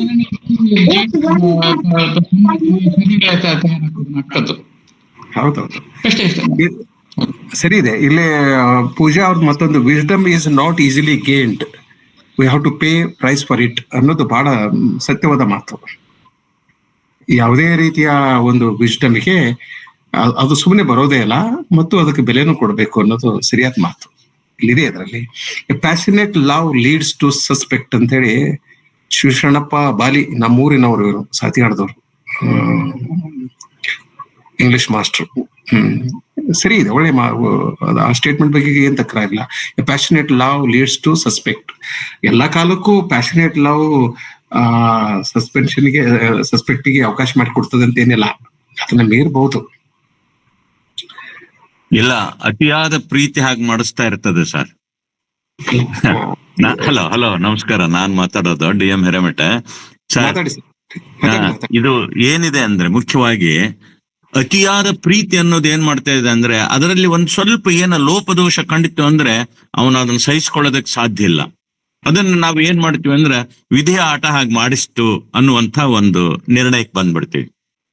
ಯಾವಾಗ್ಲೂ ಎಲ್ಲಿ ಪ್ರೀತಿ ಹೆಚ್ಚಿರ್ತದ ಅಲ್ಲಿ ಏನಿರ್ತದ ಅಂದ್ರ ಆ ದೋಷಗಳನ್ನ ನೋಡೋದಕ್ಕೆ ಆ ಪ್ರೀತಿಗೆ ಸಾಕಾಗೋದ, ಸಹನೆ ಇರೋದಿಲ್ಲ. ಆ ಹಿನ್ನೆಲೆಯಲ್ಲಿ ಇಂಥ ಕೊಲೆಗಳು ನಡೀತವೆ ಅನ್ನೋದು. ಮತ್ತೆ ಅಷ್ಟೇ ಅಲ್ದೇನೆ ಅವನು ತಾನು ಆ ಪ್ರೀತಿಯೊಂದಿಗೆ ತನ್ನನ್ನು ತಾನು ಕೊಂದುಕೊಂಡ ಅನ್ನುವಂಥದ್ದನ್ನು ನಾವು ಅಲ್ಲಿ ಕಾಣ್ತಾ ಇದ್ದೀವಿ. ತಾವು ಚೆನ್ನಾಗಿ ಮಾತಾಡಿದ್ರಿ, ಬಹಳ ಅದ್ಭುತವಾದ. ಯಾಕಂದ್ರೆ ಆ ನಾಟಕವನ್ನ ಯಾವ ರೀತಿಯಲ್ಲಿ ಪ್ರೇಕ್ಷಕರಿಗೆ ನಾಟಕ ನಡೆದಿದೆಯೇನೋ ಅನ್ನುವಂತ ರೀತಿಯಲ್ಲಿ ನೀವು ಅದನ್ನು ವಿಶ್ಲೇಷಣೆಯನ್ನು ಮಾಡಿದ್ರಿ. ಅದಕ್ಕೆ ನಾನು ಅಭಿನಂದನೆಯನ್ನು ಹೇಳ್ತೀನಿ. ಬಹಳ ಖುಷಿ ಆಯ್ತು ತಮ್ಮ ಈ ಎಲ್ಲ ಮಾತು. ಚರ್ಚೆ ನೋಡಿ, ಈಗ 40 ನಿಮಿಷ ಆದ್ರೂ ಚರ್ಚೆ ನಡೆದಿದೆ ಅಂದ್ರೆ ಎಷ್ಟು ಅದ್ಭುತವಾಗಿರ್ತಕ್ಕಂಥ ದೃಷ್ಟಿಯಲ್ಲಿ ಇದು ಪರಿಣಾಮವನ್ನು ಬೀರಿದೆ ಅನ್ನೋದಕ್ಕೆ ಇದು ಉದಾಹರಣೆ. ಇದನ್ನು ಕೂಡ ಅಷ್ಟೇ. ಧನ್ಯವಾದಗಳು. ನಮಸ್ಕಾರ. ನಮಸ್ಕಾರ.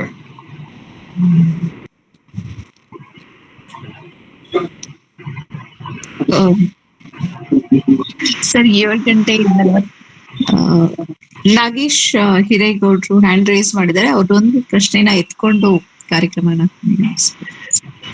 Sir, in most of the sir, thank you so much, and it has been a wonderful experience to attend your seminar today. In most of the literature, we see that the causes of human sufferings are attributed in the raga and dvesha, like aversion and attraction. I believe that it is rooted in the raga and dvesha, the fundamental causes of the humanity's miseries. But can we find any kind of enlightenment to avoid such kind of tragedy in the message of the Shakespeare? Yeah, you can also find these two elements in this play, and he kills her. He decides to kill her. Othello finally decides to kill Desdemona because he thinks that she has betrayed him, and she has been disloyal to him, and she has been unfaithful to his wedlock.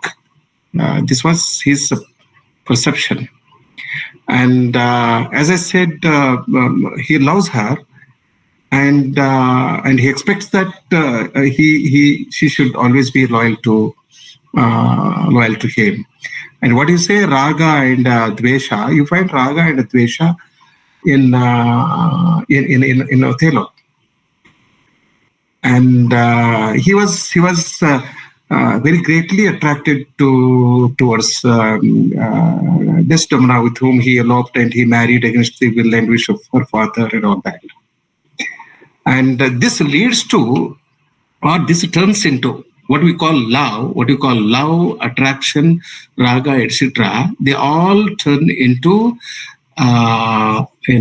this pratikara and dvesha. Okay, love turns into hate, right? So he loved her very passionately. He loved her body. He loved her mind. He loved her soul. He addresses all of it, and he also addresses his soul in the beginning of the second scene of the last act of the play. So, but that love, that enormous love, that intense love, turns into hate, and he begins to hate her. And he begins to hate her so much that he finally decides to kill her. Whether he kills her by shedding her blood, whether he kills her by damaging her body, or whether he kills her by smothering her naked. It basically fundamentally means the same, that he is killing his wife. And killing is a very dangerous, very, very, very painful process, and death is a death. How you kill doesn't matter. It's not that a person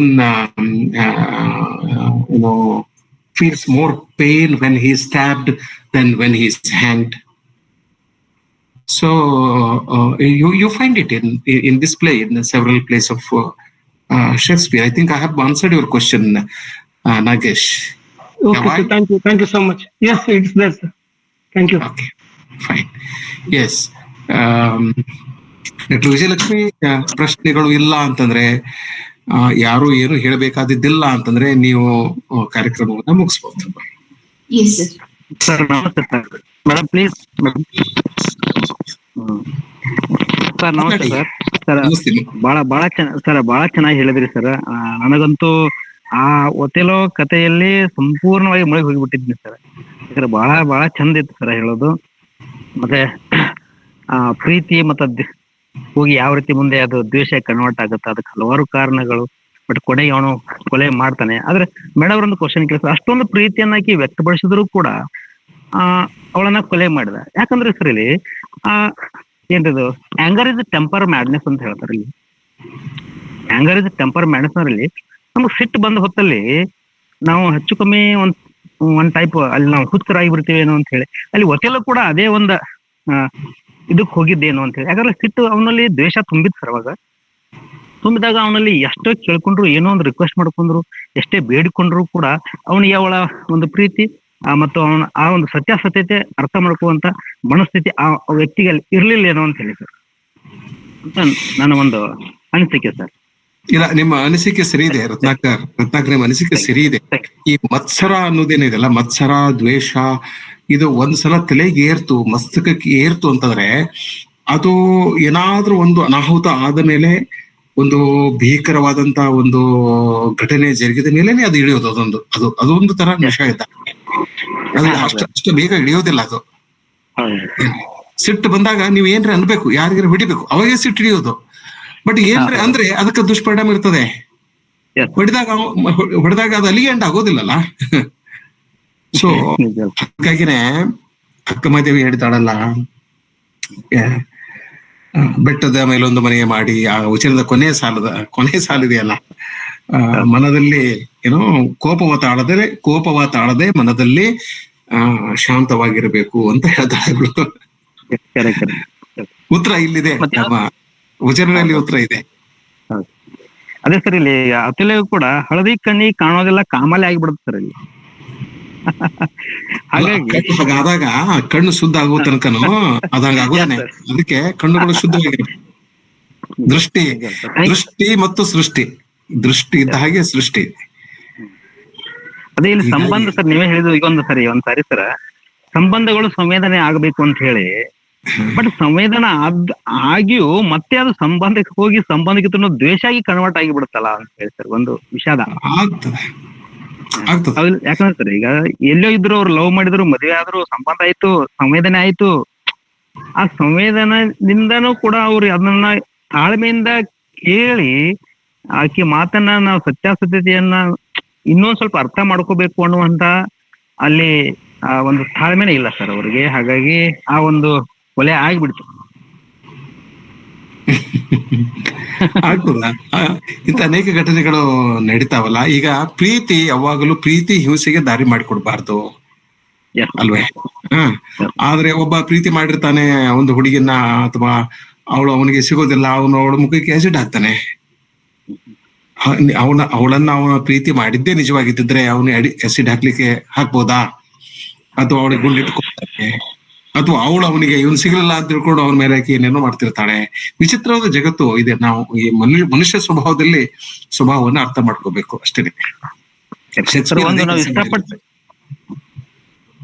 ಒಂದು ಇಷ್ಟಪಟ್ಟು ತೆಗೆದುಕೊಂಡಂತ shirt ಅನ್ನ ನಾವು ಅದು ಹಳೇದಾದ್ಮೇಲೆ ಉಗಿಬೇಕಾದ್ರೂ ಕೂಡ ನಾವು ವಿಚಾರ ಮಾಡ್ತೀವಿ sir. ಅದು ಬಿಡಬೇಕಾದ್ರೂ ಕೂಡ ಒಂದ್ ಜಸ್ಟ್ ಫಾರ್ ಒಂದ್ ಶರ್ಟ್ ತಗೊಂಡಕ್ಕಾಗಿ ಅದನ್ನ ಇಷ್ಟಪಟ್ಟು ತಗೊಂಡಿರ್ತೀವಿ ಸರ್. ಅದ್ರ ಜೊತೆಗೆ ನಮ್ಮ ಭಾವನೆ ಕೂಡ ಅದರಲ್ಲಿ ತುಂಬಿರುತ್ತೆ. ಅದನ್ನ ನಾವು ಧರಿಸಿರ್ತೀವಿ, ಚೆನ್ನಾಗಿ ಕಂಡಿರ್ತೀವಿ, ಸಮಾಜಕ್ಕೆ ಮನೆಯವ್ರಿಗೆಲ್ಲರಿಗೂ ಇಷ್ಟ ಆಗಿರ್ತೀವಿ.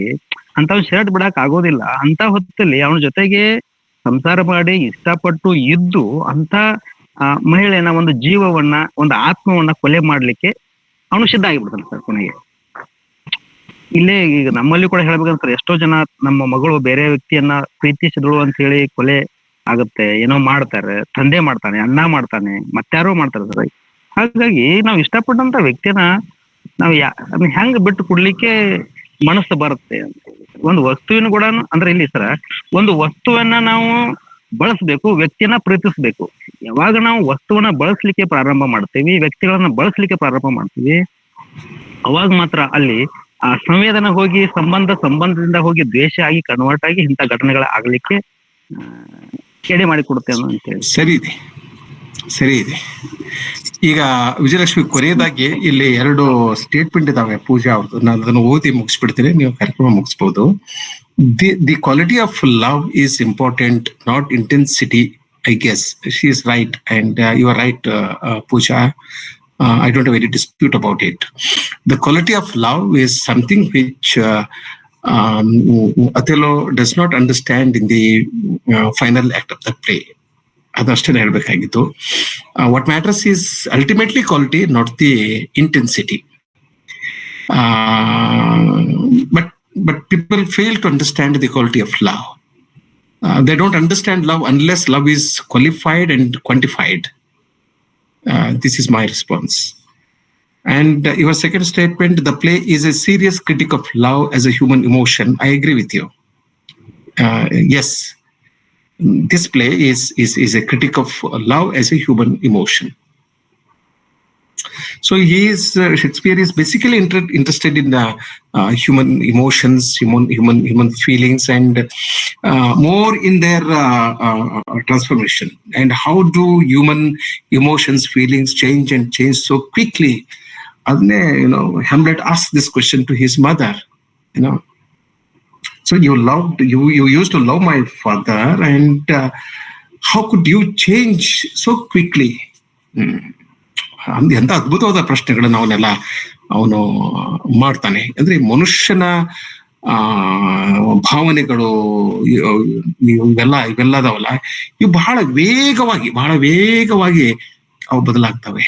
ಅವನು ಆ ಪ್ರಶ್ನೆ ಮಾಡ್ತಾನೆ. ಅದರೊಂದಿಗೆ ನನ್ನ ಮಾತುಗಳನ್ನ ಮುಗಿಸ್ತೇನೆ. ಶೇಕ್ಸ್ಪಿಯರ್ ಹ್ಯಾಮ್ಲೆಟ್ ತಾಯಿಗೆ ಕೇಳ್ತಾನೆ, ಯಾವ ಚಪ್ಪಲಿಯನ್ನ ತೊಟ್ಟು ನೀನು ನನ್ನ ತಂದೆಯ ಅಂತ್ಯ ಸಂಸ್ಕಾರದಲ್ಲಿ ಪಾಲ್ಗೊಂಡೆಯೋ, ಆ ಚಪ್ಪಲಿ ಮಾಸುವ ಮುನ್ನ, ಹಳೇದಾಗುವ ಮುನ್ನವೇ ನೀನು ನನ್ನ ಚಿಕ್ಕಪ್ಪನನ್ನ ಮದುವೆಯಾದಿಯಲ್ಲ, ಯಾಕೆ ಇಷ್ಟು ವೇಗ ಅಂತ. ನಾನು ಇಷ್ಟು ವೇಗವಾಗಿ ಒಬ್ಳು ಬದಲಾಗ್ತಾಳೆ ಅನ್ನೋದು. ಸೊ ಇದರಲ್ಲಿ ಶೇಕ್ಸ್ಪಿಯರ್ನಿಗೆ ಬಹಳ ಕುತೂಹಲ ಇದೆ. ಮನುಷ್ಯ ಬದಲಾಗ್ತಾನೆ, ಬಹಳ ವೇಗವಾಗಿ ಬದಲಾಗ್ತಾನೆ. ಇವತ್ತಿದ್ದವನು ಇನ್ನೊಂದು ಗಂಟೆ ಒಳಗೆ ಇರೋದಿಲ್ಲ. ಅದ್ ಮತ್ತೆ ಅದೊಂದು ಇನ್ನೊಂದ್ಸಲ ಬಗ್ಗೆ ಮಾತಾಡೋಣ. ಇಷ್ಟು ಮಾತುಗಳು ಸಾಕು. 8 ಗಂಟೆ ಆಗ್ತಾ ಬಂದ್ರೆ ನಾನು ಇನ್ನೊಂದ್ ಕಡೆ ಹೋಗ್ಬೇಕಾಗಿದೆ. ವಿಜಯಲಕ್ಷ್ಮಿ ಅವರೇ, ಮುಗಿಸ್ಬೋದು ಕಾರ್ಯಕ್ರಮ.